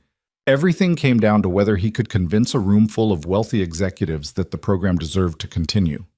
His phone buzzed. A text from Celeste. Stop overthinking. You know this inside out. Tell them what you told me. Make them see the people, not just the numbers. You've got this. CW. Noah didn't sleep that night. At 5 a.m., he gave up trying and went for a run through streets still dark and empty. The cold air burned his lungs, cleared his head, reminded him why this mattered. Somewhere in this city, Maria Santos was getting ready for work at a job she could keep because they'd supported her properly. Thomas Wright was writing code again. James Wilson was 6 months sober with stable housing. 5 people whose lives were measurably better because someone had actually listened to what they needed. That had to count for something. The board meeting was at 10 a.m. in a conference room on the 52nd floor that Noah had never seen before. Floor-to-ceiling windows overlooking the city. A table that could seat 20. Chairs that probably cost more than his car. 12 board members in suits that made Noah's finally replaced wardrobe still look cheap by comparison. Celeste sat at the head of the table, her expression neutral, giving him nothing. Marcus had coached him. The board was split. 6 members supported the initiative, 5 wanted it killed, 1 was undecided. That one vote would determine everything. The undecided voter was a woman named Margaret Vance, 63, old money, reputation for being ruthlessly practical. She'd made her fortune in manufacturing, built an empire through efficiency and cost-cutting. She saw Ward Industries through the lens of quarterly returns and shareholder value. She was the person Noah had to convince. Mr. Reyes, the board chairman said, his voice professionally courteous and utterly cold. You have 20 minutes to present your case for continuing the Second Chances initiative. 20 minutes to justify $40 million. 20 minutes to prove that people like him deserved investment. 20 minutes to save something that mattered. Noah stood, connected his laptop to the display, and took a breath. 3 months ago, I was a waiter at a diner making $16,000 a year. I know exactly what it's like to be the demographic this program serves because I was that demographic. I know what it's like to be invisible, to be reduced to statistics, to be told you're not worth the investment. So I'm not going to talk to you about ROI or efficiency metrics or any of the language you're comfortable with. I'm going to tell you about 5 people whose lives changed because someone finally got this right. Margaret Vance raised an eyebrow. Several board members shifted uncomfortably. Celeste's expression didn't change, but Noah thought he saw the hint of a smile. He clicked to the first slide. Maria Santos and her 4 children smiling at the camera. This is Maria, single mother, working 3 part-time jobs, drowning. The old program gave her 6 months of childcare subsidies and job training. When the 6 months ended, her childcare fell through, she missed work, she lost her job. We called that a success because we'd served her. She called it a betrayal. He clicked to the next slide, showing Maria at her current job, wearing a professional uniform, pride evident in her posture. Under the new model, we asked Maria what she needed. She said long-term stability, not temporary fixes. We provided open-ended childcare support, connected her to other single mothers facing the same challenges, gave her job training that worked around her life instead of demanding her life work around us. Result? She's been employed for 12 weeks, her kids are stable, and she's paying taxes instead of using emergency services. The city wins. She wins. Everyone wins. He moved through each story methodically, making them human, making them real, refusing to let the board reduce them to numbers on a spreadsheet. Thomas Wright, whose medical bankruptcy wasn't a moral failure, but a failure of systems. James Wilson, whose addiction needed sustained support, not a 90-day countdown. Each story was specific, detailed, undeniable. The old program served 73 people in 2 years at a cost of $40 million, Noah said, pulling up Robert's data. That's $547,000 per person with a 31% sustained success rate. The new model serves fewer people, but with a 94% success rate. Within 3 years, each person we help successfully will have paid back their investment through taxes alone, not to mention reduced emergency service usage, reduced incarceration rates, and increased economic activity. Margaret Vance leaned forward. How do you scale that? We can't spend $500,000 per person if we want to help thousands. This was the crucial question. Noah had known it was coming. You don't scale it the same way. You scale it through community. Every person we help successfully becomes a mentor in the network. They help the next person, who helps the next. We provide the initial support, but the community provides the sustainability. Maria Santos is already mentoring 3 new participants. Thomas Wright is teaching coding classes to other people trying to break back into tech. The program becomes self-reinforcing. That's optimistic, Margaret said, her tone skeptical but not dismissive. What happens when someone fails? When they relapse or lose a job or stop engaging? We don't abandon them. That's the whole point. Failure isn't an end state, it's part of the process. The old model treated any setback as disqualification. The new model recognizes that rebuilding a life isn't linear. We stick with people through the setbacks, adjust support as needed, maintain the relationship. At what cost? Lower than you'd think, because the people in the network support each other. We're not paying professionals to provide 24/7 support. We're facilitating peer relationships that happen organically. Our role is to provide resources and structure, not to be the sole source of support. The board members asked questions for another 30 minutes. Some were hostile, looking for ways to discredit the program. Some were genuinely curious about logistics and scalability. Margaret Vance asked the hardest questions, pushing Noah to defend every assumption, every projection, every claim. He answered them all honestly, admitting when he didn't know something, explaining his reasoning, always bringing it back to the people. Not demographics, not statistics. Maria, Thomas, James, and the others whose names he knew, whose children he'd met, whose dreams he'd listened to. Finally, the chairman called for a vote. All in favor of continuing the Second Chances initiative under Mr. Reyes's proposed model? 6 hands went up immediately. The supporters. 5 remained down. The opposition. Everyone looked at Margaret Vance. She sat perfectly still, her face revealing nothing, her hands folded on the table in front of her. The silence stretched out, seconds becoming eternities. Then, slowly, deliberately, she raised her hand. 7 in favor, 5 opposed. The motion passes. The Second Chances initiative will continue. Relief flooded through Noah so intensely he thought his legs might give out. Celeste was smiling now, openly, that rare, genuine smile that transformed her whole face. "Thank you, Mr. Reyes," the chairman said. "The board looks forward to your progress reports." The meeting ended. Board members filed out, some stopping to shake Noah's hand, others ignoring him completely. Margaret Vance approached last, studying him with sharp eyes. "You did well, but don't get comfortable. I voted yes because the data supports it, and because you made me care about those 5 people. But if this program doesn't deliver on your promises, I'll be the first one voting to kill it. Understood?" "Understood. Thank you, Ms. Vance." "Don't thank me. Prove me right."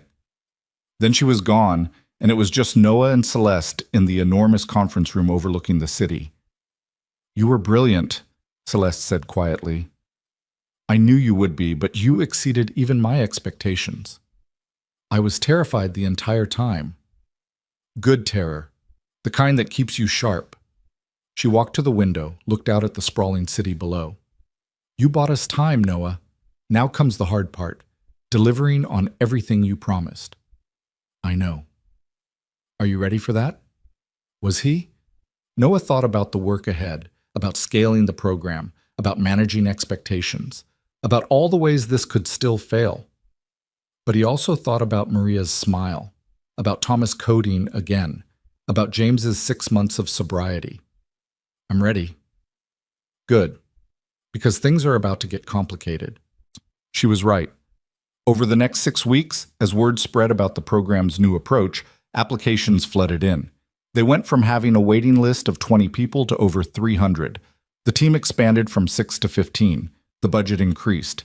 The pressure intensified, and the press discovered them.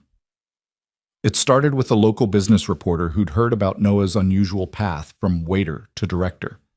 The story was supposed to be a heartwarming piece about second chances.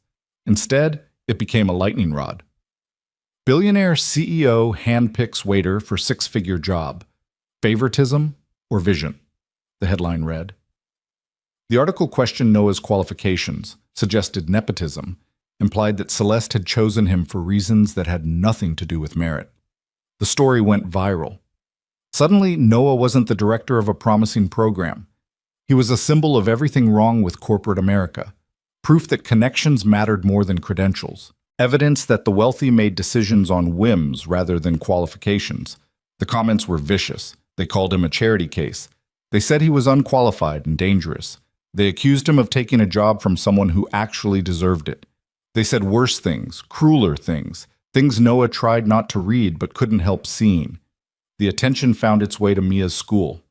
Other parents recognized Noah's name from the articles, started whispering. One mother pulled her child away when Mia tried to play with her at recess. Another made a comment at pickup about people who get ahead through connections instead of hard work, while staring pointedly at Noah. Mia came home crying for the first time since Emily's funeral. "Madison's mom says you didn't earn your job. She says you're a cheater." Noah felt something break inside him. He'd endured poverty, exhaustion, the grinding humiliation of being invisible. But watching his daughter pay the price for his choices was unbearable. That night, after Mia finally cried herself to sleep, Noah called Celeste. It was 11 p.m., but she answered on the first ring. "I saw the articles," she said before he could speak. "I'm sorry, Noah. This is my fault. I should have anticipated. I can't do this to her." His voice was raw. "Mia is being bullied because of me, because I took this job, because other people think I don't deserve it." "What are you saying?" "I'm saying maybe they're right. Maybe I am a charity case. Maybe I am in over my head. Maybe the best thing I can do for Mia is walk away before this gets worse."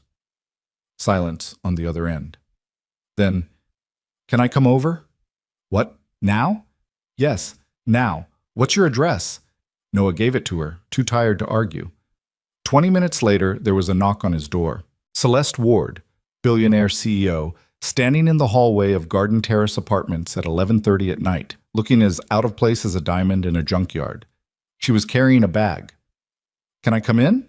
Noah stepped aside. She entered the tiny apartment, taking in the cramped space, the worn furniture, the crayon drawing still taped to the wall. She didn't comment on any of it. Instead, she walked to where Mia was sleeping and stood there for a long moment, watching the child's peaceful face. Then she knelt beside the bed, reached into her bag, and pulled out a book. A science textbook about butterflies, the expensive kind with glossy photographs and detailed diagrams. She placed it gently on the nightstand where Mia would see it when she woke up. You told me she's been learning about butterflies at school, Celeste said softly, standing. I remembered. Noah's throat tightened. Why are you here?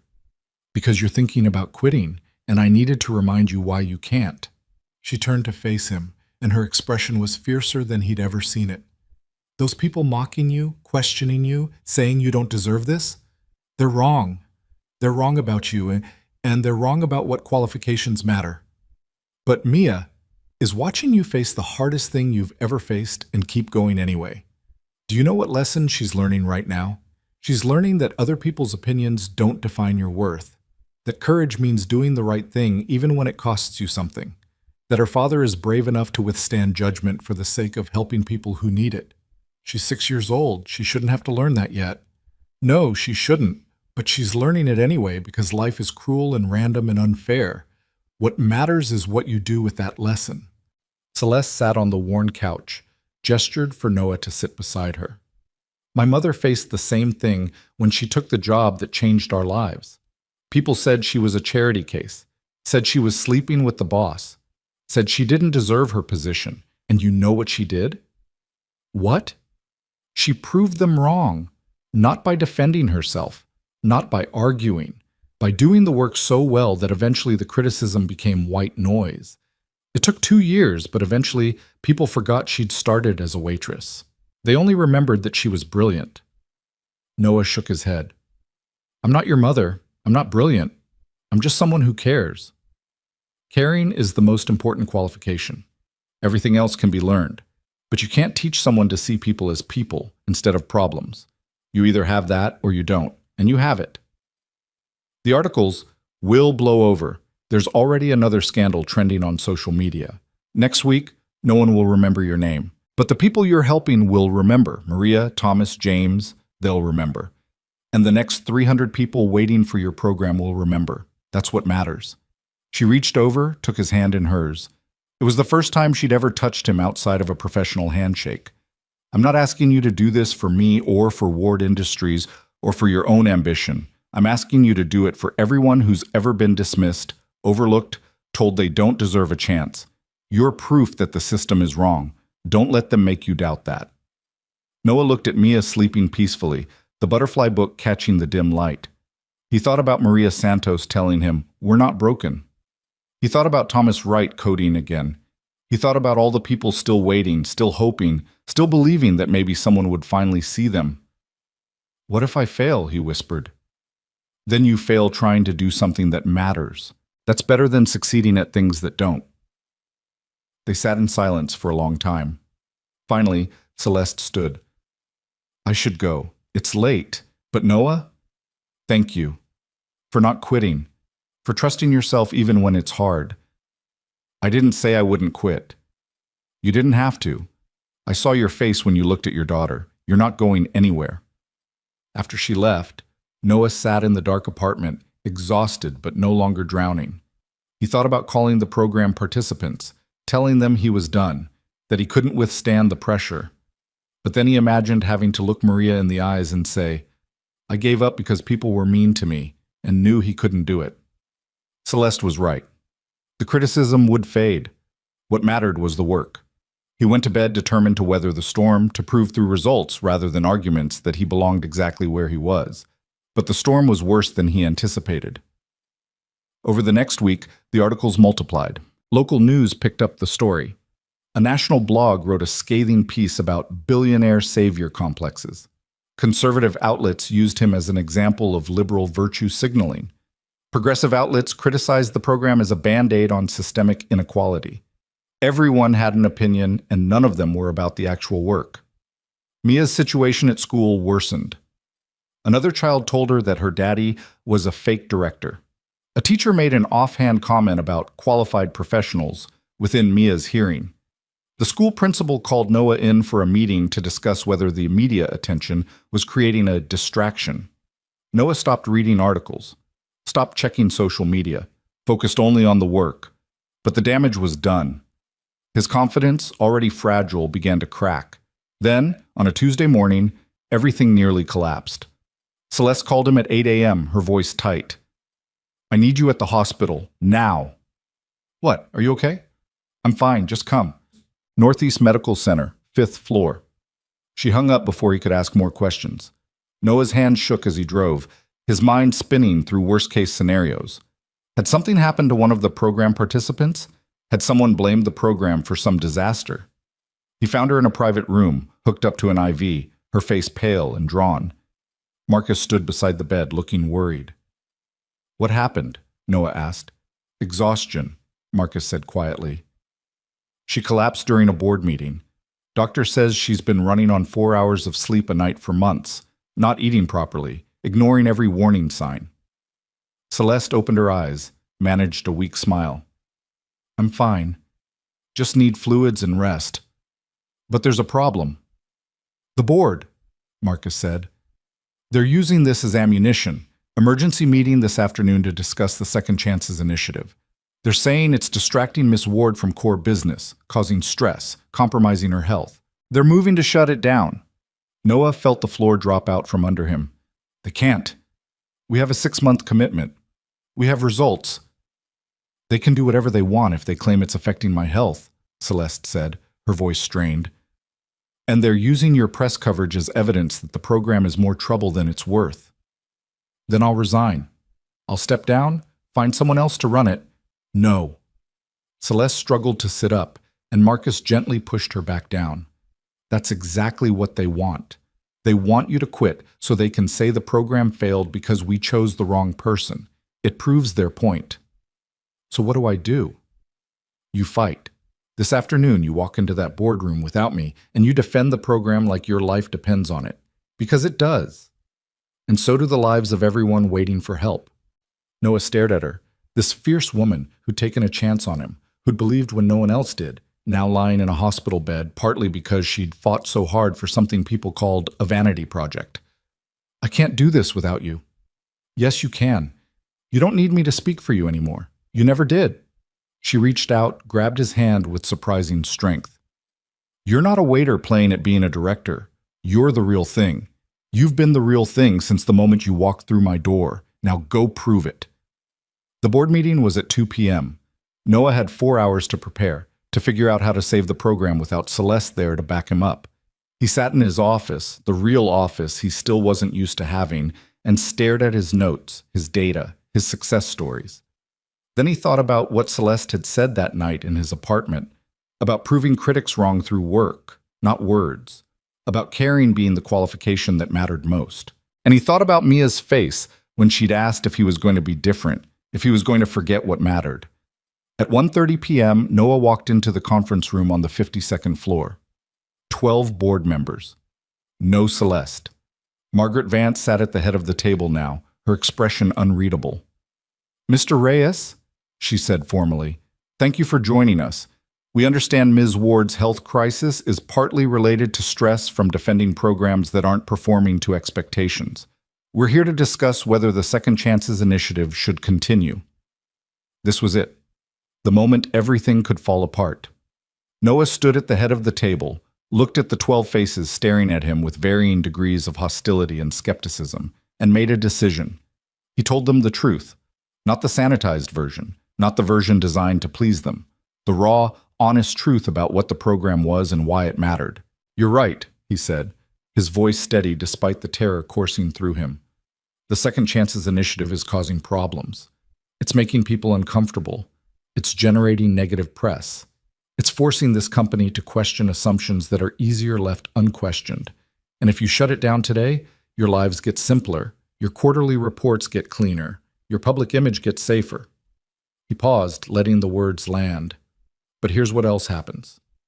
300 people currently waiting for help go back to lives that are slowly killing them. 5 people whose lives we've already changed will lose their support systems and likely fall back into crisis. And you'll prove that Ward Industries talks about corporate responsibility, but doesn't actually mean it when it gets hard. Margaret Vance's eyes narrowed. That's a harsh assessment. It's an honest one. Ms. Ward is in the hospital because she's been fighting for this program while running a billion-dollar company and dealing with a board that questions every decision. That's not the program's fault. That's the cost of actually trying to change something instead of just talking about it. So you're blaming us? Another board member asked, his voice sharp. I'm saying that change is uncomfortable, that doing things that matter is hard, that if you shut down this program, you're choosing comfort over courage, and I can't stop you from making that choice. I'm just asking you to think about what it says. The room erupted in arguments, half the board defending Noah, half attacking him. Margaret Vance let them argue for 5 full minutes before calling for silence. Mr. Reyes, you're either incredibly brave or incredibly foolish to speak to this board that way. Probably both, Noah admitted, but I'm tired of pretending. I'm tired of trying to please people who've already decided I don't belong here. So here's what I'm going to do. I'm going to keep doing the work, keep helping people, keep proving through results that this program matters. And if you shut it down, I'll walk out of this building and find another way to do it. Because this isn't about Ward Industries or quarterly reports or your comfort. It's about people who deserve a chance and never get one. He gathered his materials, turned toward the door. If you vote to continue the program, I'll be in my office. If you vote to shut it down, I'll clean out my desk and be gone by end of business. Either way, thank you for the opportunity. Then he walked out, leaving 12 stunned board members behind. He made it to his office before his legs gave out, sank into his chair, his heart pounding, his mind screaming that he'd just destroyed everything. That he'd let his pride and his anger and his exhaustion turn him into someone who just talked himself out of the best opportunity he'd ever had. His phone rang. Marcus. What the hell did you just do? Marcus's voice was somewhere between horrified and impressed. I have no idea. What's happening in there? They're arguing. I've never seen the board this divided. Margaret Vance looks like she's trying to decide whether to have you fired or promoted. Great. That's great. Noah, you need to understand. You just bet everything on that speech. If they vote yes, you're untouchable. If they vote no, you're done. Not just at Ward Industries. Word will spread. No company will touch you. I know.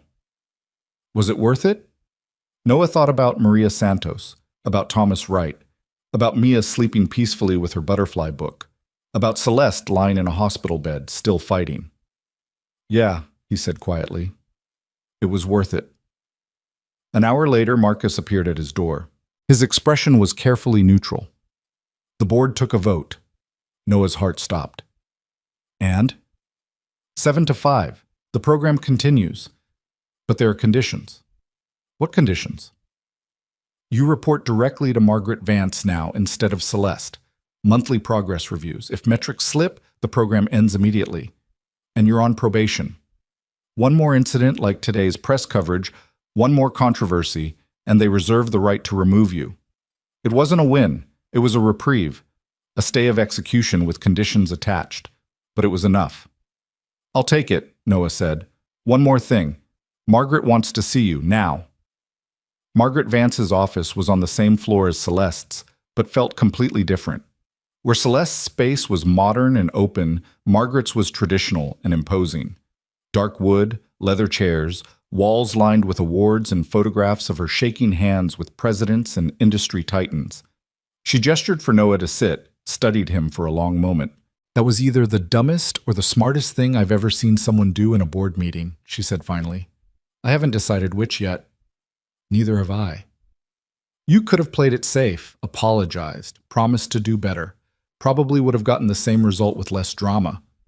Probably. So why didn't you? Noah met her eyes. Because I'm tired of apologizing for caring. for being qualified in ways that don't fit on a resume, for believing that people deserve dignity and support instead of judgment. If this board wants someone who'll play politics and massage egos, they hired the wrong person. Margaret actually smiled. That's what I thought. That's why I voted yes. I don't like you, Mr. Reyes. You're arrogant for someone with so little experience. But you're also the only person in this entire company who seems to understand that our responsibility extends beyond shareholder returns. She stood, walked to her window overlooking the city. My father was a factory worker, died at 53 from exposure to chemicals his employer knew were dangerous, but didn't protect him from. I built my fortune partly on the settlement my family received. So I understand exactly what you're trying to do with this program. I also understand why it threatens people. Change always does. She turned back to face him. I'm going to be watching you, Noah, closely. Not because I think you'll fail, but because I think you might succeed, and success makes people nervous. Can you handle that pressure? I'll have to. Good. Because if you can pull this off, if you can actually make the Second Chances initiative work at scale, you'll change how this entire industry thinks about corporate responsibility. That's worth protecting, even if it costs me political capital to do it. Noah left her office feeling like he'd survived something that should have killed him. When he got home that night, Mia was still awake, sitting at the kitchen table with the butterfly book Celeste had given her. Daddy, did you know that when butterflies migrate, they travel in groups, and the older ones teach the younger ones the route? And then those butterflies teach the next generation, so the knowledge stays alive forever? Noah pulled her into his lap, overwhelmed by the metaphor. That's exactly what we're trying to do with the program, baby. Help people who then help other people, who help even more people. So the kindness keeps traveling forward. Like what Celeste did for you? Yeah. Like what Celeste did for me. Mia was quiet for a moment, then, are the mean people still being mean? Some of them, but we're going to keep going anyway, because helping people matters more than what mean people say. Mrs. Chen says mean people are just scared people wearing a costume. Noah smiled despite his exhaustion. Mrs. Chen is the wisest person I know. That night, Noah called Celeste from the hospital phone Marcus had given him the number for. She answered drowsily, the medication making her voice soft. Did they vote? They voted yes, 7-5. The program continues. He heard her exhale in relief. Thank God. I was worried they'd use my collapse as an excuse. They tried, but I convinced them otherwise. How? I stopped trying to be what they wanted and just told them the truth. It either worked, or I would have been cleaning out my desk tonight. Celeste laughed weakly. That's my influence rubbing off on you. Or maybe that was always who you were and you just needed permission to show it. Maybe. Celeste, thank you for believing, for fighting, for everything. Thank you for proving me right, for being exactly what I saw in that diner, for not letting them make you smaller. They talked for a few more minutes before the nurse came to check her vitals, and Noah had to let her rest. As he hung up, he realized something fundamental had shifted. He'd stopped seeing himself through other people's doubt and started seeing himself through the eyes of the people he was actually helping. That made all the difference. The controversy faded over the next month, exactly as Celeste had predicted. New scandals took over the news cycle. The articles about Noah stopped trending. Life returned to something resembling normal, except normal now meant running a program that was actually working, actually changing lives, actually proving that the critics had been wrong. But Noah knew this was just the beginning. The real work, the sustainable, scalable work, was still ahead. And somewhere out there, more people were waiting, hoping that maybe this time someone would finally see them. He was ready. Not because he had all the answers or because the fear had gone away, but because he'd learned that courage wasn't the absence of fear. It was caring about something enough to keep going despite the fear. And he cared.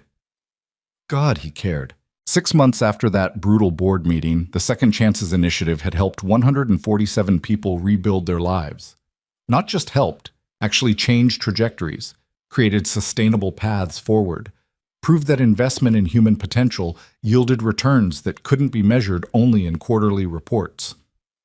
The numbers told one story: 96% retention rate, 83% of participants employed within 4 months, 71% reporting stable housing, 42 participants now serving as mentors to newer members of the program. The data was irrefutable, but Noah had learned that numbers only mattered to people who wanted to be convinced. For everyone else, you needed something more visceral, more immediate. You needed them to see faces, hear voices, understand that behind every statistic was someone's mother, someone's father, someone's child, whose entire world had shifted because someone finally listened. That's why when Margaret Vance called him into her office on a Tuesday morning in late March, Noah brought Maria Santos with him. Margaret had been true to her word about watching him closely. Monthly meetings that felt like audits, questions that probed for weaknesses, a scrutiny that never quite felt friendly even when the results were good. But she'd also been fair, backing him when the board questioned expenses, defending the program when quarterly reviews showed the investment wasn't yet breaking even. "Mr. Reyes," Margaret said when he entered with Maria, "I wasn't expecting a guest." "Maria Santos, meet Margaret Vance. Margaret, Maria is one of our first success stories. I thought you should hear directly from her what the program has meant." Margaret's expression was unreadable, but she gestured for them both to sit.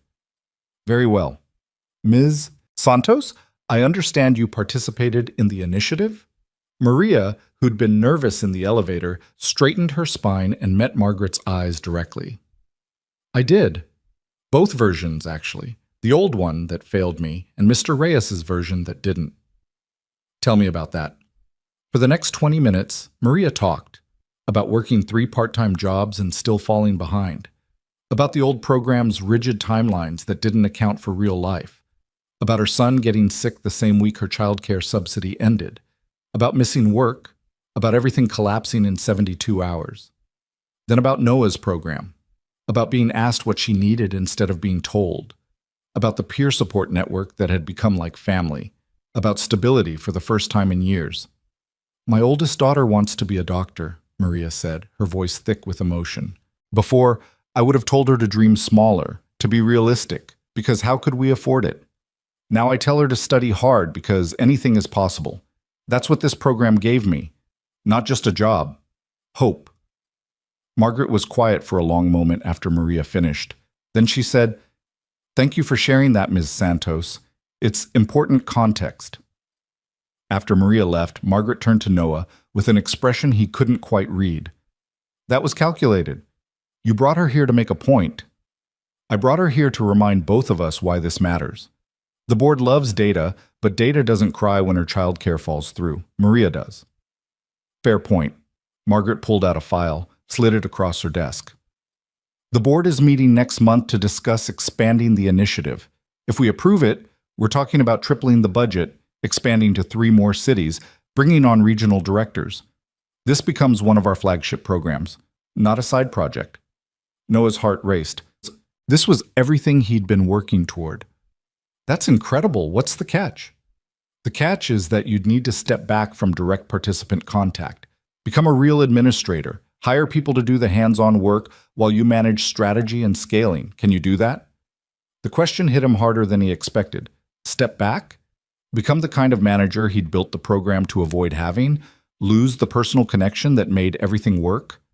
"I need to think about it." "I expected you'd say that." "You have 2 weeks. But Noah, understand what's at stake. If you say no, we still expand, but they'll bring in someone else to run it. Someone with the credentials you don't have. Someone who might not share your vision. Is your ego worth risking everything you've built?" "It's not ego. It's understanding what makes this work. The moment we become just another bureaucracy, we become just another program that fails people." "Then don't let it become that. Scale it without losing what makes it special. That's your job. That's what leadership actually is." Noah left her office with the file under his arm, and a decision that felt impossible weighing on his chest. He wanted to expand, to help more people, to prove the model worked at scale. But he also knew that the secret ingredient wasn't the structure or the funding or the data. It was the human connection, the fact that every participant knew Noah had been where they were, that he understood struggle as lived experience, not theoretical concept. Could he teach that? Could he hire people who'd care the way he cared, who'd see people the way he saw them? He called Celeste from his office. She'd been back at work for 3 months now, but he still worried every time her voice sounded tired. "They want to expand," he said without preamble. "I know, Margaret told me they were considering it. This is good news, Noah. This is everything you wanted. They want me to step back, become an administrator, hire other people to do the actual work." Celeste was quiet for a moment. "And you're afraid that without you in the trenches, it won't be the same." "I'm afraid it'll become what it was before. Another program run by people who don't understand struggle, making decisions that look good on paper but fail in practice. So hire people who do understand. Hire people like you, people who've lived it, who care about it, who'll fight for it the way you have. The program works because of what you built, not just because of you personally. Have faith in the structure you created. What if I'm wrong?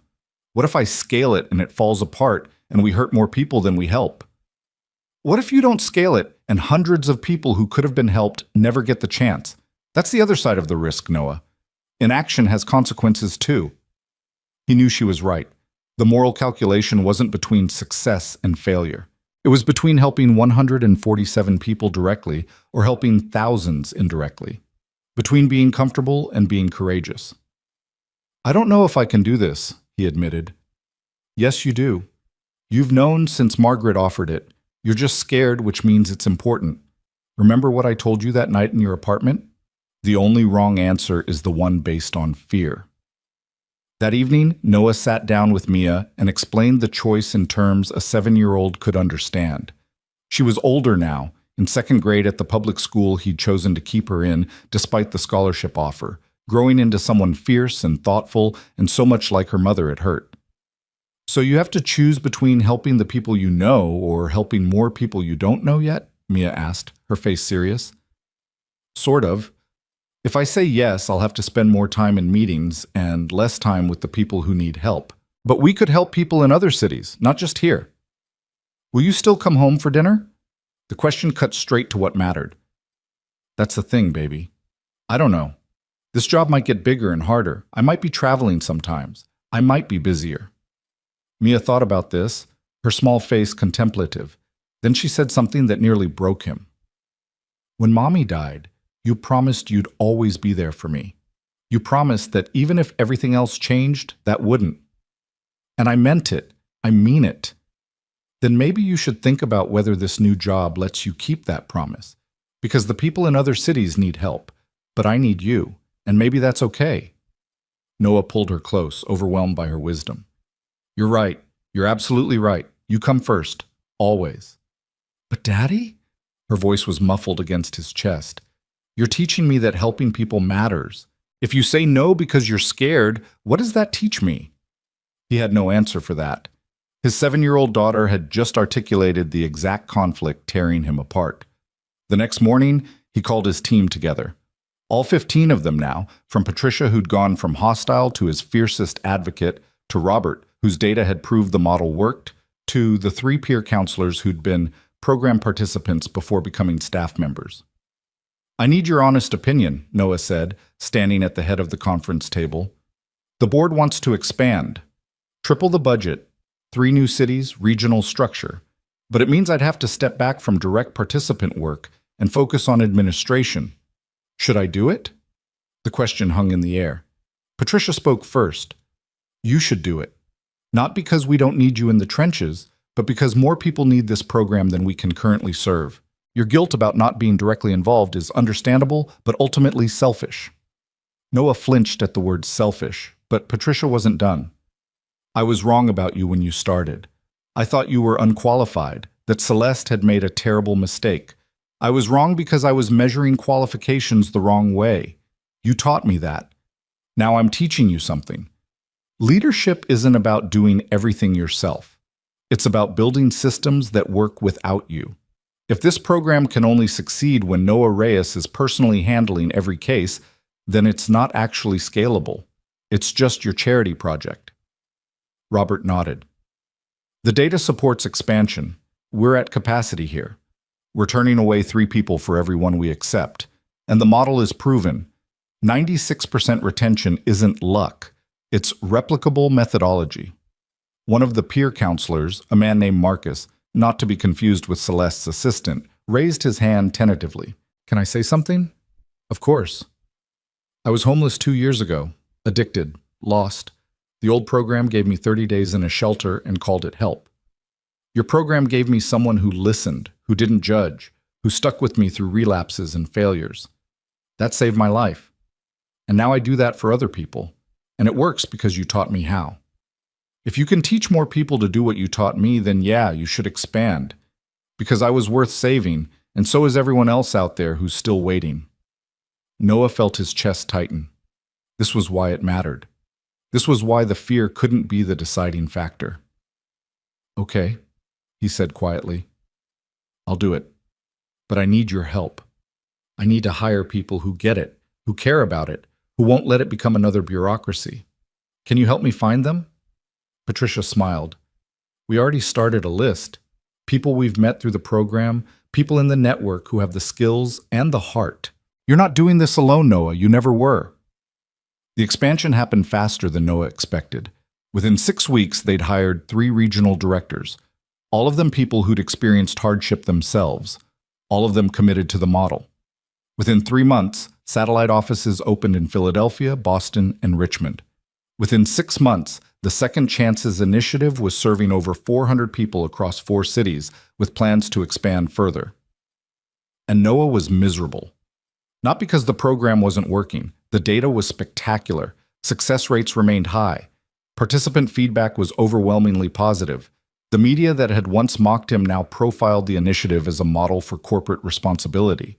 Ward Industries' stock price increased partly on the strength of positive press about their social programs.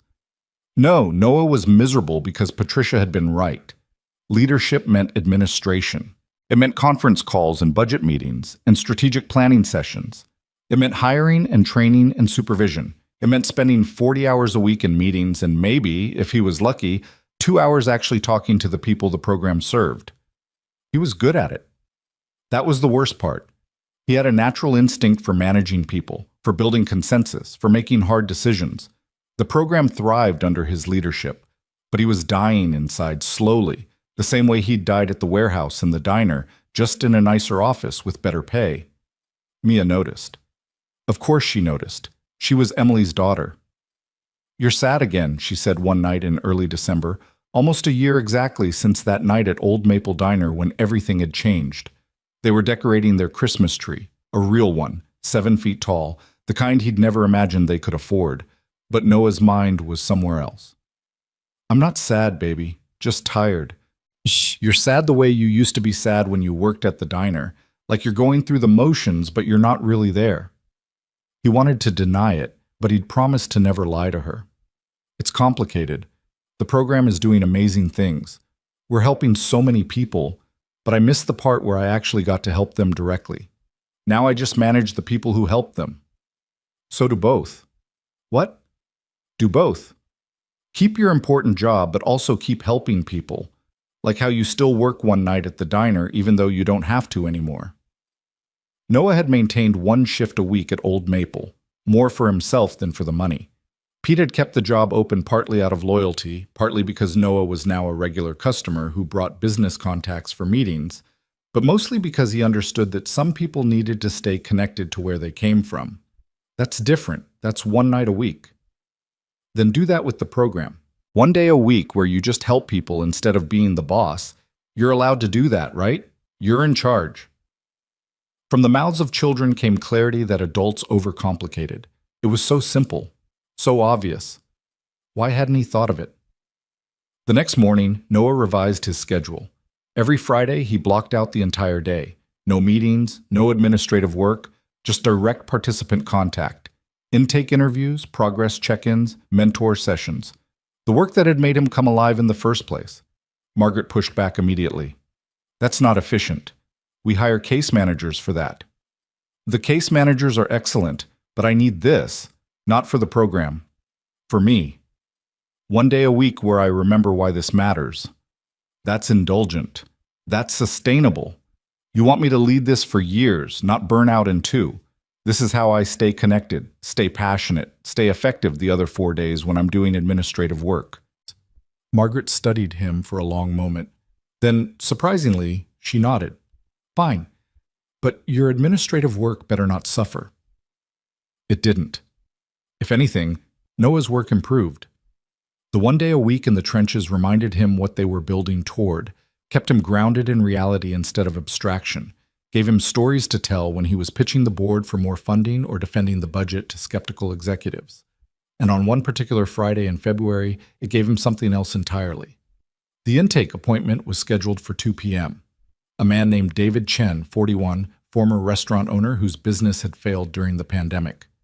The name didn't register until Noah looked up from the paperwork and recognized the face. It was the David Chen who'd loaned him $500 7 years ago when Noah was newly widowed and drowning, when Emily's medical bills had wiped them out and Noah needed a security deposit for the apartment. David had been a customer at a different diner where Noah had worked before Old Maple, had overheard Noah's desperate phone call trying to find a place to live, had written a check without being asked. "Pay it forward someday," David had said. "That's all I ask." Noah had paid him back within 6 months, working extra shifts, skipping meals. But he'd never forgotten the kindness, the fact that someone had helped without judgment or expectation. Now David sat across from him, older, grayer, wearing the same defeated expression Noah remembered from his own mirror 7 years ago. "Mr. Chen," Noah said softly, "I don't know if you remember me." David looked up, studied Noah's face, and slowly recognition dawned. "Noah? Noah Reyes? The waiter from... Good God, you work here?" "I run the program, actually." David's laugh was bitter. "Of course you do. The guy I loaned money to when he was broke now gets to decide if I'm worthy of help. That's perfect. That's just perfect irony." "That's not... David, you helped me when I had nothing, when I was desperate and invisible and nobody cared. You saw me. You helped me. Now I get to return the favor. This isn't a favor. It's charity. It's pity." Noah heard his own words from a year ago, the same pride, the same shame. "It's neither. It's an investment. That's what you told me, remember? You said helping people was the best investment because kindness compounds." David's eyes were wet. "I don't remember saying that." "I do. I remember every word. And you were right. Your $500 kept me and my daughter housed when we had nowhere else to go. It gave me stability to find better work, to keep us safe. That kindness rippled forward, and now it's rippling back to you." They talked for 2 hours. Noah learned that David's restaurant had been his dream, built from nothing, lost to forces beyond his control. That David had burned through his savings trying to save it, had lost his house, his marriage, his sense of self. That he'd been living in his car for 3 months, doing day labor, trying to maintain enough dignity to keep going. "I helped so many people over the years," David said quietly. "Hired people others wouldn't, fed people who couldn't pay, gave second chances, third chances, and when I needed help, everyone disappeared. So yeah, I'm bitter, I'm angry. I don't know if I can trust this. I understand. I felt the same way when someone offered to help me. It felt too good to be true, like there had to be a catch. Was there? The catch was that I had to believe I deserved it. That was the hardest part. Accepting that needing help didn't make me a failure. It made me human." David wiped his eyes roughly. "How do I know this is real? How do I know you're not just helping me because you feel obligated?" Noah pulled out his phone, showed David a photo. Mia at her 8th birthday party, surrounded by friends, holding a science trophy from her school's fair. Smiling the way children should smile, without worry, without fear. "That's my daughter. She's alive and happy and thriving because you helped us when we needed it most. This isn't obligation. This is gratitude. This is paying forward what you started. Let me help you the way you helped me." David broke then, the tears coming fast and hard, the kind of crying that released years of accumulated pain. Noah let him, understanding that sometimes people needed to fall apart before they could start rebuilding.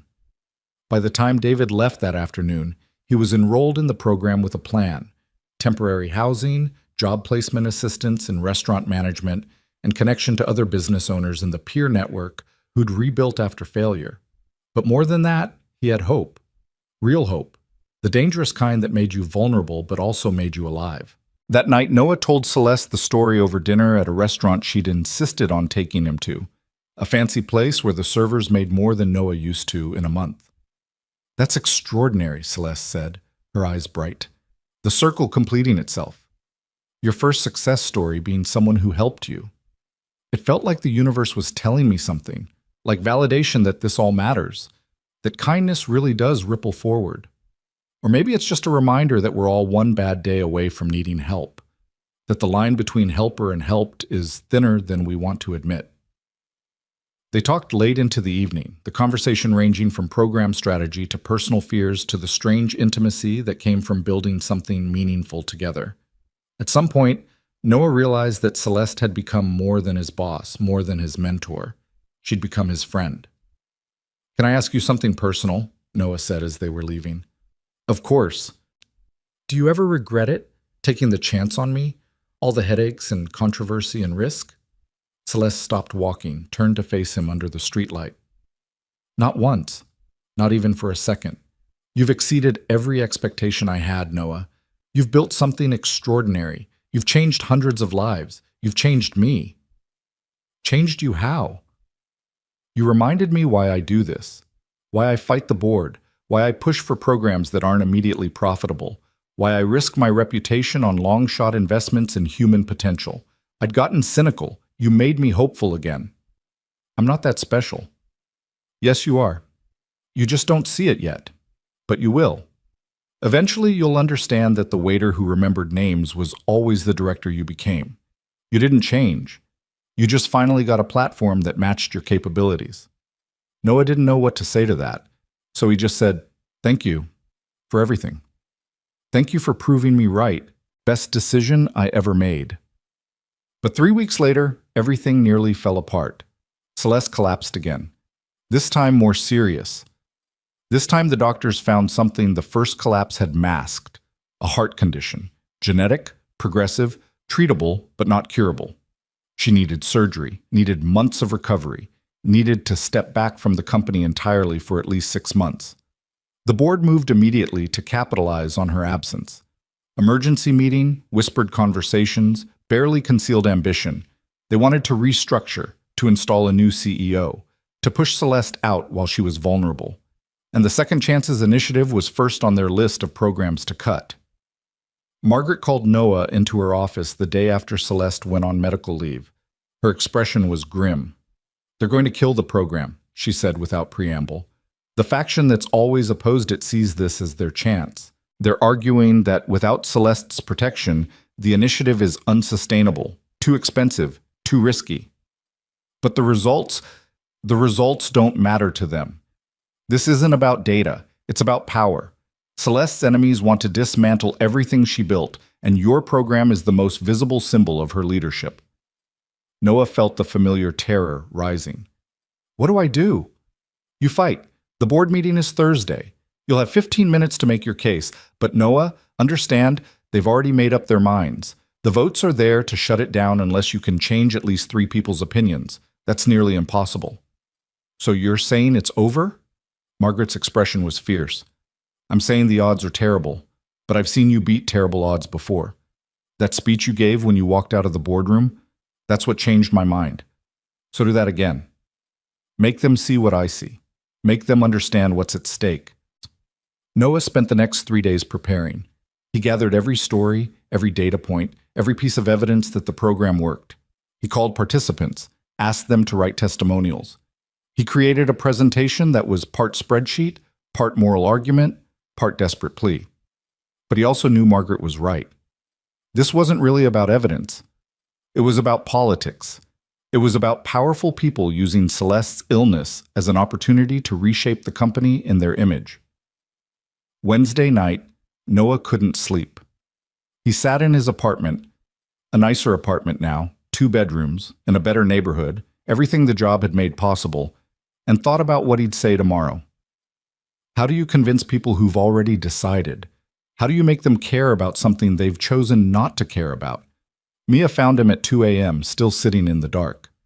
"Can't sleep?" she asked, climbing into his lap even though she was getting too big for it. "Big meeting tomorrow. Important one." "The one where they might close your program?" He tried to shield her from the stress, but she was too perceptive. Yeah, that one. What are you going to tell them? I don't know yet. I have all this data, all these stories, but I don't think they care. I think they've already decided.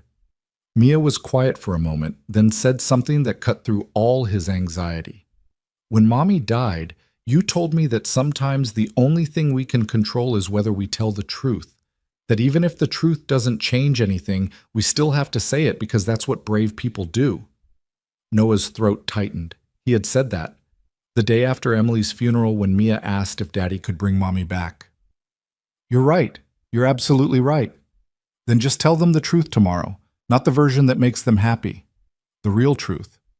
If they still vote no, at least you didn't lie to make them comfortable. From his 8-year-old daughter came the clarity he'd been missing. He didn't need to convince them. He just needed to tell the truth and let the chips fall where they may. Thursday morning, Noah walked into that boardroom for the 3rd time in a year. 12 faces, most of them hostile. Margaret at the head of the table, her expression carefully neutral. An empty chair where Celeste should have been, her absence like a wound. Mr. Reyes, the chairman said, you have 15 minutes to explain why we should continue funding the Second Chances Initiative in Ms. Ward's absence. Noah set down his laptop, his carefully prepared presentation. Then he made a decision. He closed it. He didn't need slides. He needed truth. I'm not going to show you data, he said. Not because the data isn't good, it's extraordinary, but because you don't actually care about data. If you did, we wouldn't be having this meeting. So instead, I'm going to tell you what this program really is and what shutting it down really means. The room went silent. Margaret raised an eyebrow but didn't interrupt. This program is insurance. It's the insurance that when your luck runs out, when you make one wrong move, when life knocks you down through no fault of your own, there's someone who will help you back up. Every single person in this room is one catastrophic illness, one bad investment, one piece of terrible luck away from needing exactly what this program provides. The only difference between you and the people we serve is that you haven't had your bad day yet. Several board members shifted uncomfortably. You think shutting this down saves money? It doesn't. It just moves the cost somewhere else. Emergency rooms, police, homeless shelters, incarceration. Every person we don't help becomes someone else's problem, and that problem costs society 10 times what our program does. But those costs don't show up on your quarterly reports, so you don't care. Mr. Reyes, the chairman started, but Noah kept going. I used to be one of those people you'd have thrown away. I was a waiter making poverty wages, a single father barely surviving. If Celeste Ward hadn't seen something in me, I'd still be there, or worse, and every person in this room would have driven past me on the street and never thought twice. That's what you're really voting on today. Whether people like who I was deserve a chance to become who I am now. Whether you believe that human potential matters more than short-term profits. He paused, let the words sink in. Celeste Ward built this company on the principle that we have responsibilities beyond shareholder returns, that success means investing in people, not just technology, that corporations can be forces for good if we choose courage over comfort. This program is the purest expression of that principle, and shutting it down tells the world that you never really believed in it, that it was just nice-sounding rhetoric you tolerated while Celeste was here to insist on it. Noah looked at each board member in turn, making eye contact, refusing to let them hide. So vote however you want. Kill the program if that makes you comfortable, but understand what you're really voting for. You're voting to be the kind of company that abandons its principles the moment they become inconvenient, the kind of company that only cares about people when it's profitable, the kind of company that Celeste Ward has spent her entire career trying not to be. He gathered his unused laptop. I'll be in my office. When you vote to shut us down, I'll clean out my desk and be gone by end of business. And I'll spend the rest of my life telling everyone who'll listen that Ward Industries talks about responsibility but doesn't mean it. That's my truth. Do with it what you want. Then he walked out for the second time in his career, leaving 12 stunned executives and one speechless Margaret Vance behind. He made it to the elevator before his legs started shaking, made it to his office before the full weight of what he'd just done hit him. He'd basically told the board to go to hell. He'd accused them of hypocrisy and cowardice. He'd guaranteed his own termination. But God, it had felt good to tell the truth. An hour later, his phone rang. "Margaret, you're either the bravest person I've ever met or the stupidest," she said. "Probably both." "What did they vote?" "They didn't." "What?" "After you left, I reminded them that everything you said was true, that shutting down the program for political reasons makes us exactly what he accused us of being. Then I said if they voted to kill it, I'd resign from the board and make sure every journalist in the city knew why." Noah's heart was pounding. And 3 other board members said they'd do the same. Turns out your speech reminded a few people why they got into business in the first place. The vote was tabled. The program continues. You keep your job. But Noah? Yeah? Stop making me defend you by insulting the entire board. My heart can't take it. Noah laughed, the sound somewhere between relief and hysteria. "I'll try. No promises." That night he called Celeste from her hospital room. She was recovering from surgery, her voice weak but present. "I heard you terrorized the board again. Word travels fast. Margaret called me. Said you gave them hell. Said you might be the only honest person in the building." "I just told them the truth. I'm tired of pretending to respect people who don't deserve it." Celeste laughed, then winced. "That's my influence. Or maybe that was always you. Either way, I'm proud. The program survives, you survive, and you did it without compromising. That's the real success. How are you feeling?" "Tired, scared, grateful. The surgery went well, but recovery is long. 6 months minimum before I can work full-time again. Maybe longer. The company will be here when you get back. I know, because people like you and Margaret will make sure it stays true to what it should be. That's what I needed to know before I could rest. That it wouldn't all fall apart without me." They talked until Celeste got tired, her voice fading. Before she hung up, she said, "Noah, thank you for everything. For being exactly what I saw in that diner. For never letting them make you smaller. For proving that I was right." "You were always right," Noah said softly. "About all of it." After the call ended, Noah sat in the quiet apartment and thought about the journey that had brought him here. From invisible waiter to program director. From barely surviving to actually thriving. From having nothing to having enough. But the most important change wasn't the money or the title or the respect. It was that he'd remembered how to hope. How to believe that tomorrow could be better than today. How to see himself as worthy of the chances people had taken on him. That was the real gift Celeste had given him. Not the job. The permission to believe in himself. And now it was his job to give that same gift to everyone who walked through his door, looking for someone to see them the way he'd been seen. One person at a time. One story at a time. One life rebuilt at a time.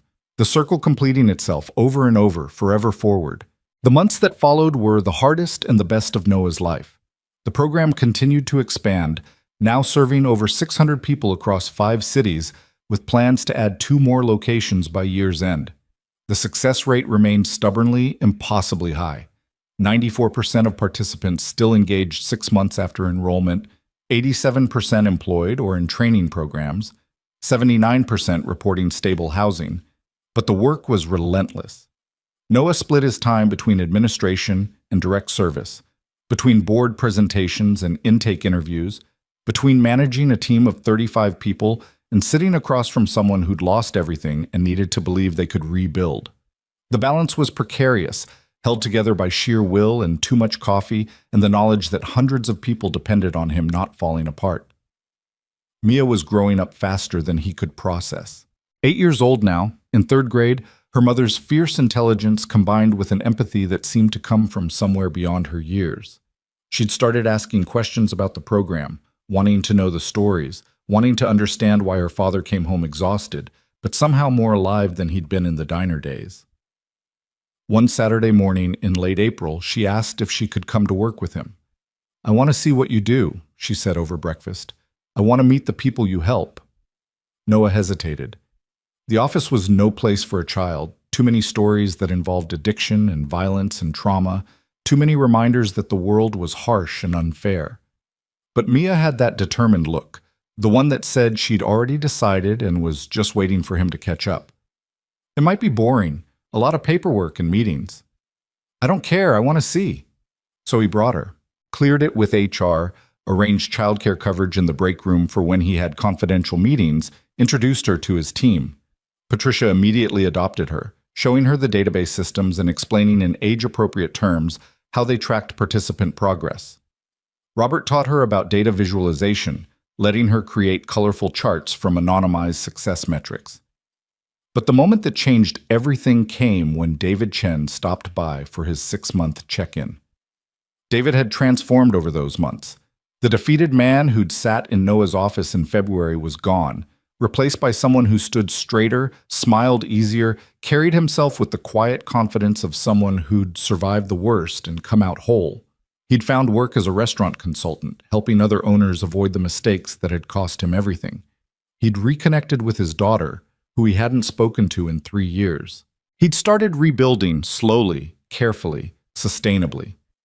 "Noah," David said warmly, then noticed Mia sitting in the corner with a book. "And who's this?" "This is my daughter, Mia. Mia, this is Mr. Chen. He's one of the people in our program." Mia looked up, studied David with that intense gaze children had when they were figuring something out. "Are you the one who helped my dad a long time ago?" David's eyes widened. "You told her?" "She knows the important stories." Mia stood, walked over to David with the kind of seriousness that would have been funny if it weren't so earnest.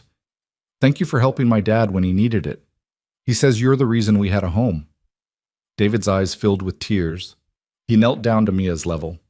"Your dad helped me too, when I needed it. That's how it works. People help each other, and the help keeps going around in circles." "Like butterflies," Mia said. "What?" "Butterflies migrate in groups, and the older ones teach the younger ones the route. Then those butterflies teach the next generation. That's what you and Daddy are doing, teaching people the route so they can teach other people." The simplicity of it, the clarity, hit Noah like a physical force. That was exactly what they were doing, not just helping individuals, but creating a knowledge transfer system where people who'd survived taught others how to survive, who taught others, in an endless chain of past-forward wisdom. David was openly crying now. "That's beautiful. That's exactly right." After he left, Mia turned to Noah with a thoughtful expression. "Daddy, you're teaching people the same thing Celeste taught you, right? How to believe they deserve help." "Yeah, baby. I guess I am." "Then you should tell her. She probably needs to hear it right now." Celeste was still recovering, still months away from returning full-time, but Noah had been visiting her every week at her home, a penthouse apartment that was somehow both luxurious and surprisingly cozy, filled with books and photos and evidence of a full life beyond the CEO persona. That afternoon, with Mia in tow because Mrs. Chen was visiting her sister, Noah rang Celeste's doorbell for the first time with his daughter beside him. Celeste answered wearing comfortable clothes, her hair loose, looking more human and vulnerable than Noah had ever seen her. Her eyes went immediately to Mia. "So this is the famous Mia. I've heard so much about you." Mia, never shy, extended her hand formally. "Thank you for helping my dad, and for the butterfly book. I still read it." Celeste's smile was genuine. "You're very welcome. Would you like to see my telescope? I have one on the balcony. Your dad tells me you like science." While Mia explored the telescope under Celeste's patient guidance, Noah stood at the window overlooking the city and marveled at the strangeness of his life. 2 years ago, he'd been invisible. Now he was in a billionaire's apartment, watching his daughter learn about celestial navigation from the woman who'd changed everything. After Mia was thoroughly engrossed in identifying constellations despite it being daytime, Celeste joined Noah at the window. "She's remarkable," Celeste said softly. "Emily would be so proud." "You know about Emily?" "I know everything about you, Noah. I did my research before that night at the diner. I knew about the accident, about Mia, about how hard you'd fought to keep her safe. That's why I knew you were the right person. Anyone can be kind when life is easy. You stayed kind when life was impossible." Noah felt his throat tighten.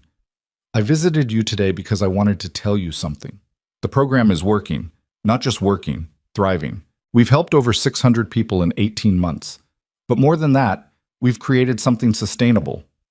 The people we help are helping others. David Chen is mentoring 3 other former business owners.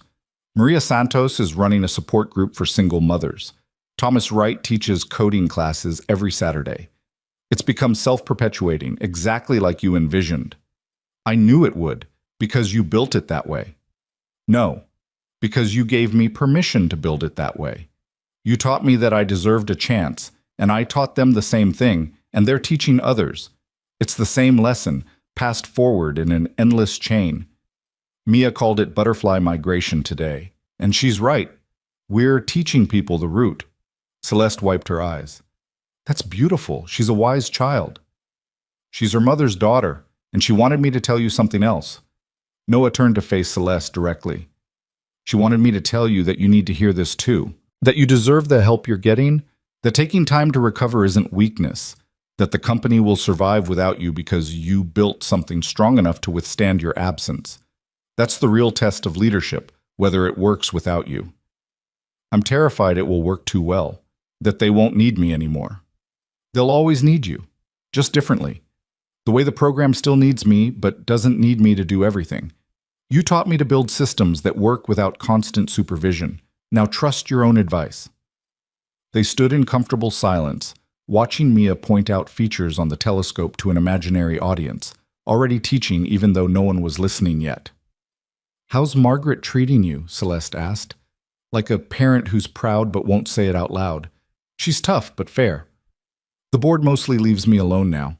I think they're afraid I'll resign and make them look bad. Good.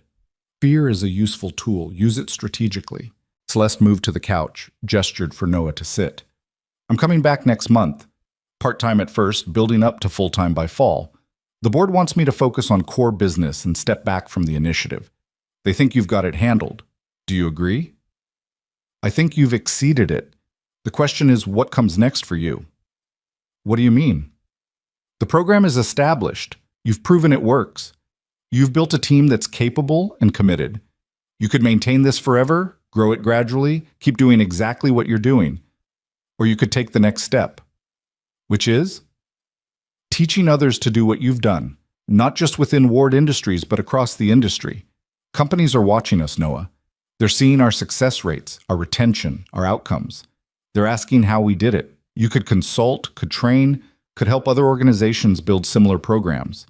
You could scale this beyond anything I imagined. The idea was overwhelming and thrilling in equal measure. I don't know if I'm ready for that. You weren't ready to be director either. You did it anyway. That's who you are. Someone who does the hard thing because it matters, not because it's comfortable. Before Noah could respond, Mia came running back into the room. Celeste says there's a comet coming next month. Can we watch it together? The three of us?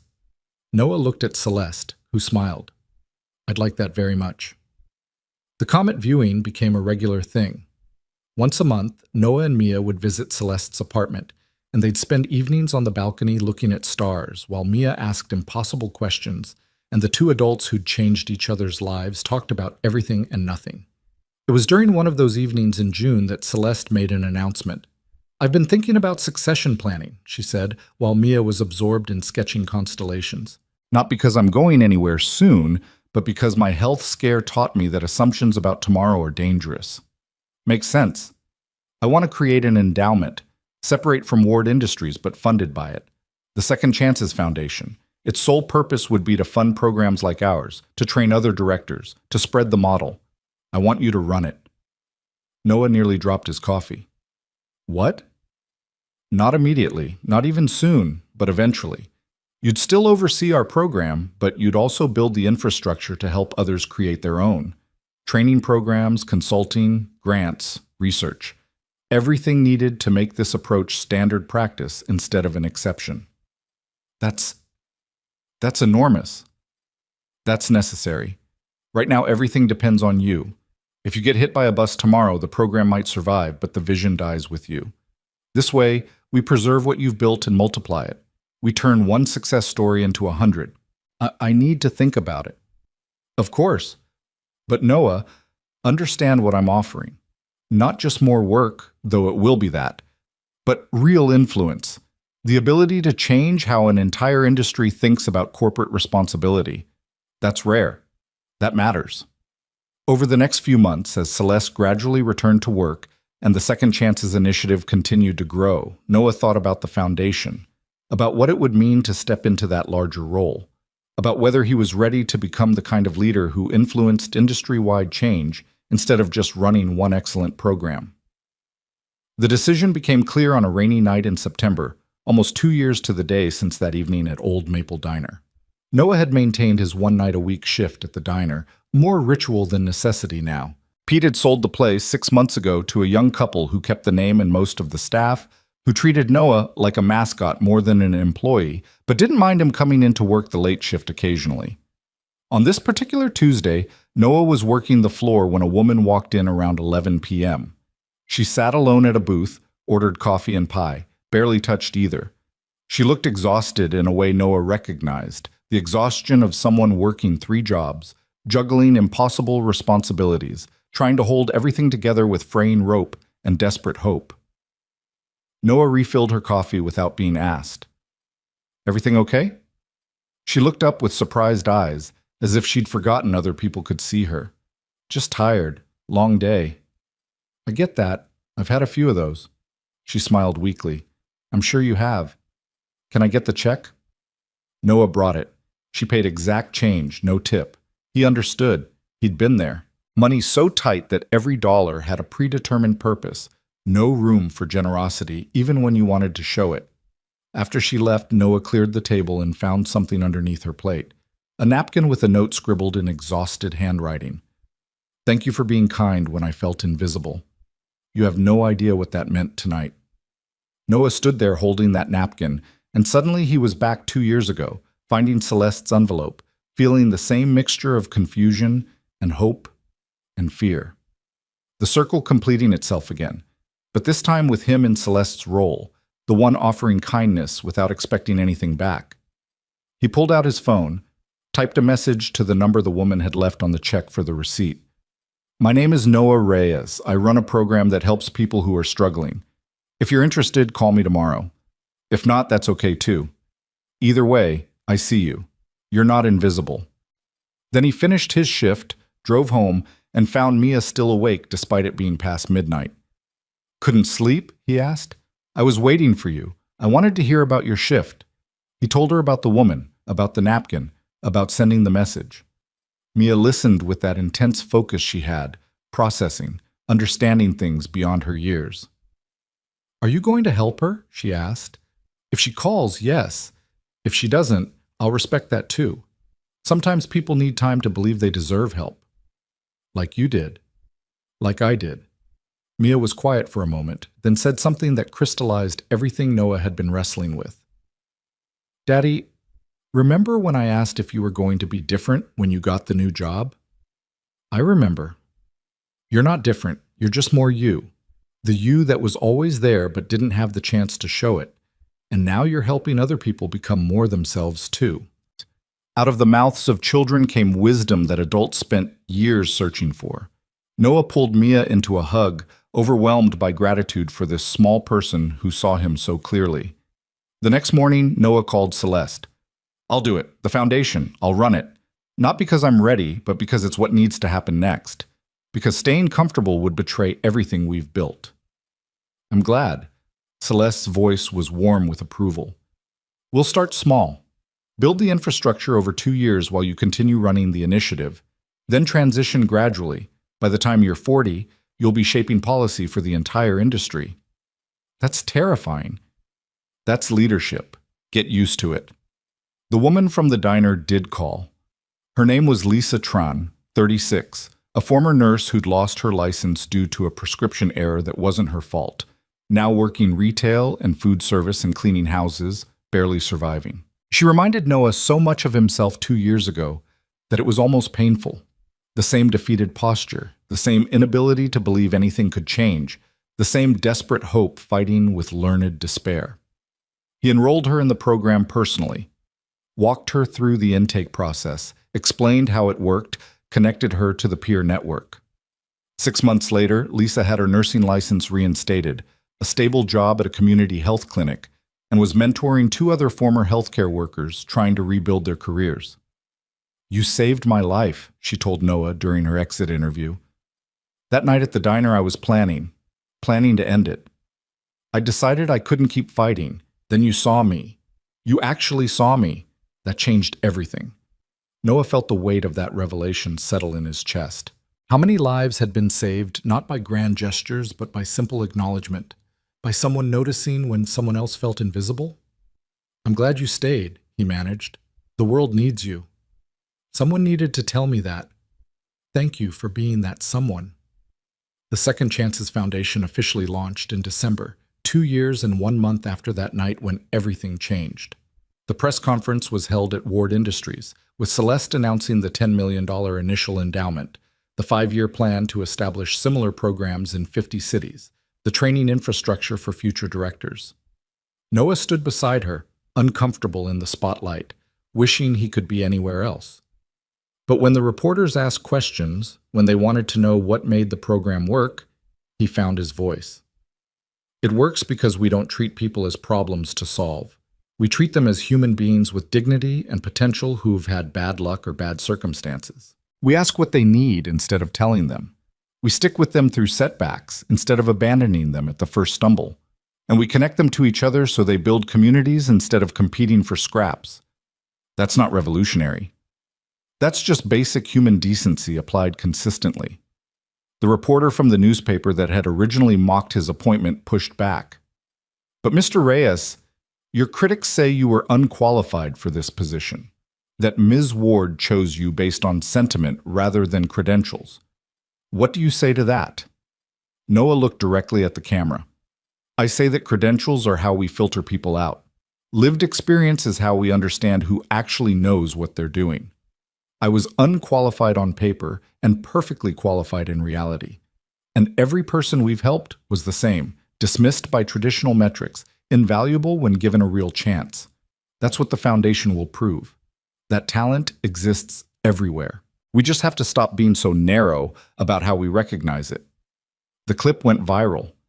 Within a week, Noah had received interview requests from dozens of media outlets, invitations to speak at conferences, inquiries from companies wanting to replicate the model. The foundation had a waiting list of cities wanting programs before they'd even hired the first regional director. It was overwhelming. It was exhausting. It was exactly what needed to happen. That Christmas, Noah and Mia decorated a tree that was somehow even bigger than last year's.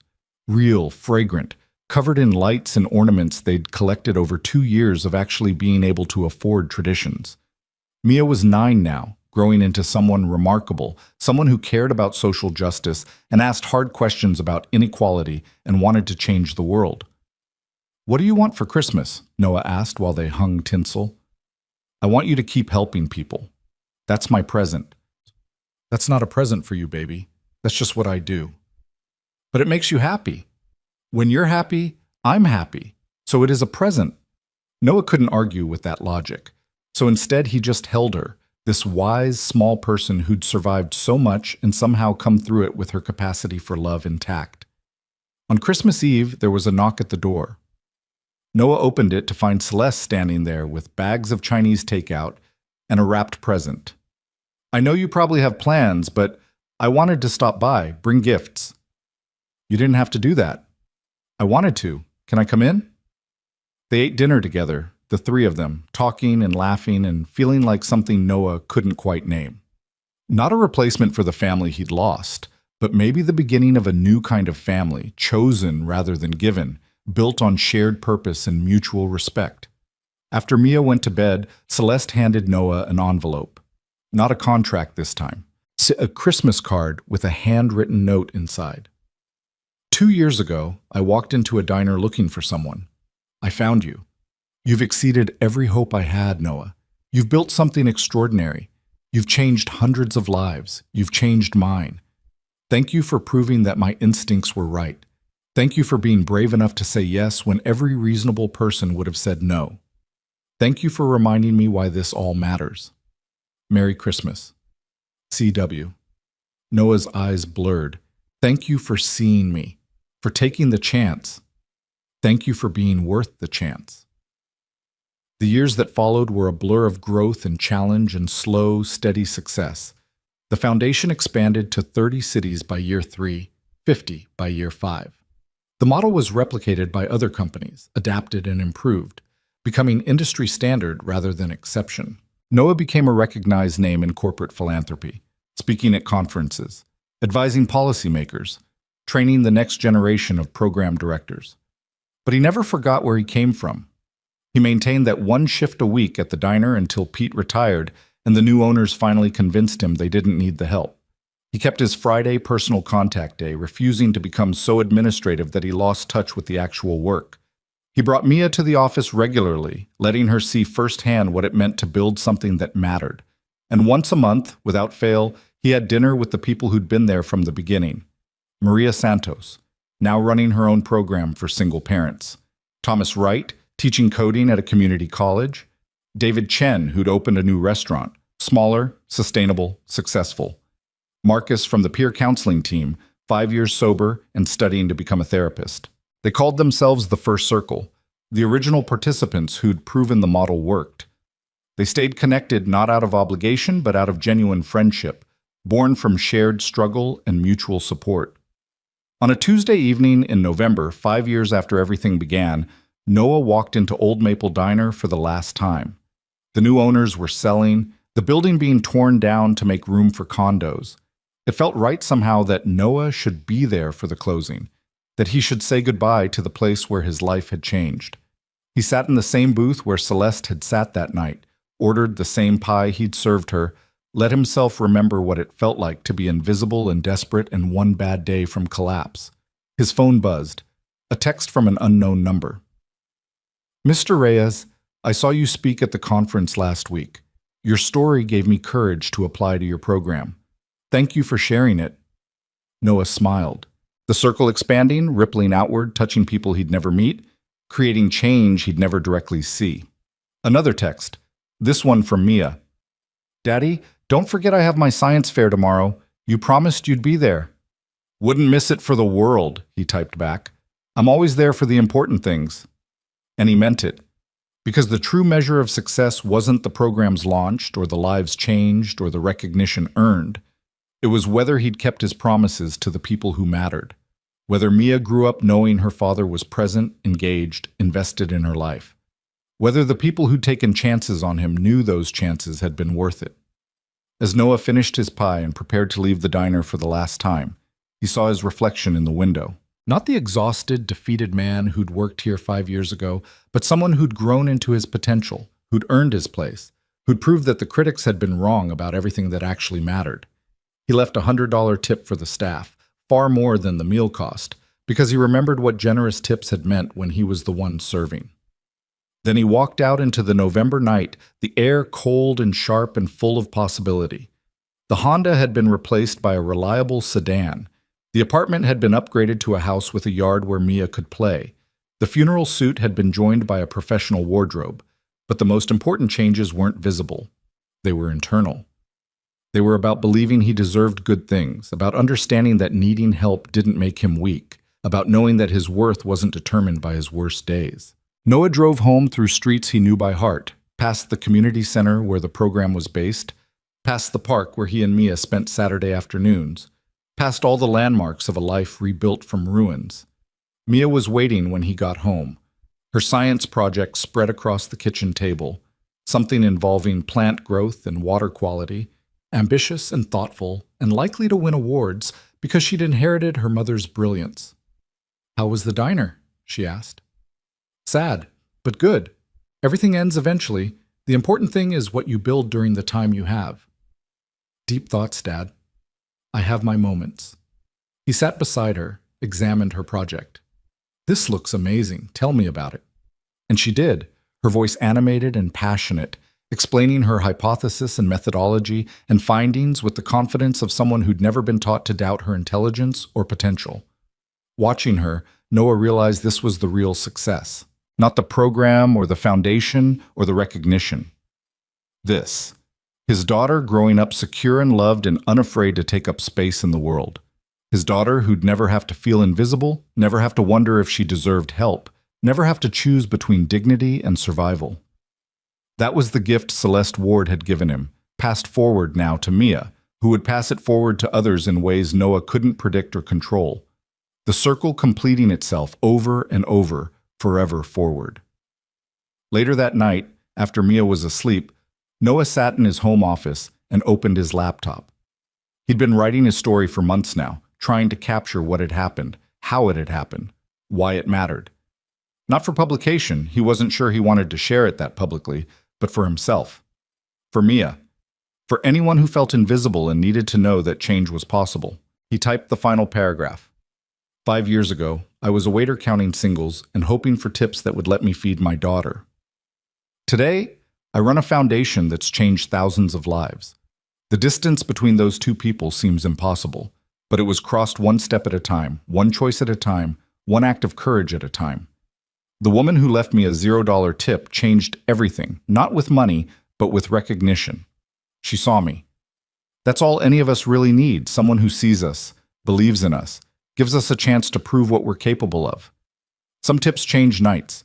Others change lifetimes. Mine changed everything, and now I spend every day trying to do the same for others, passing forward the gift of being seen. The circle never ends.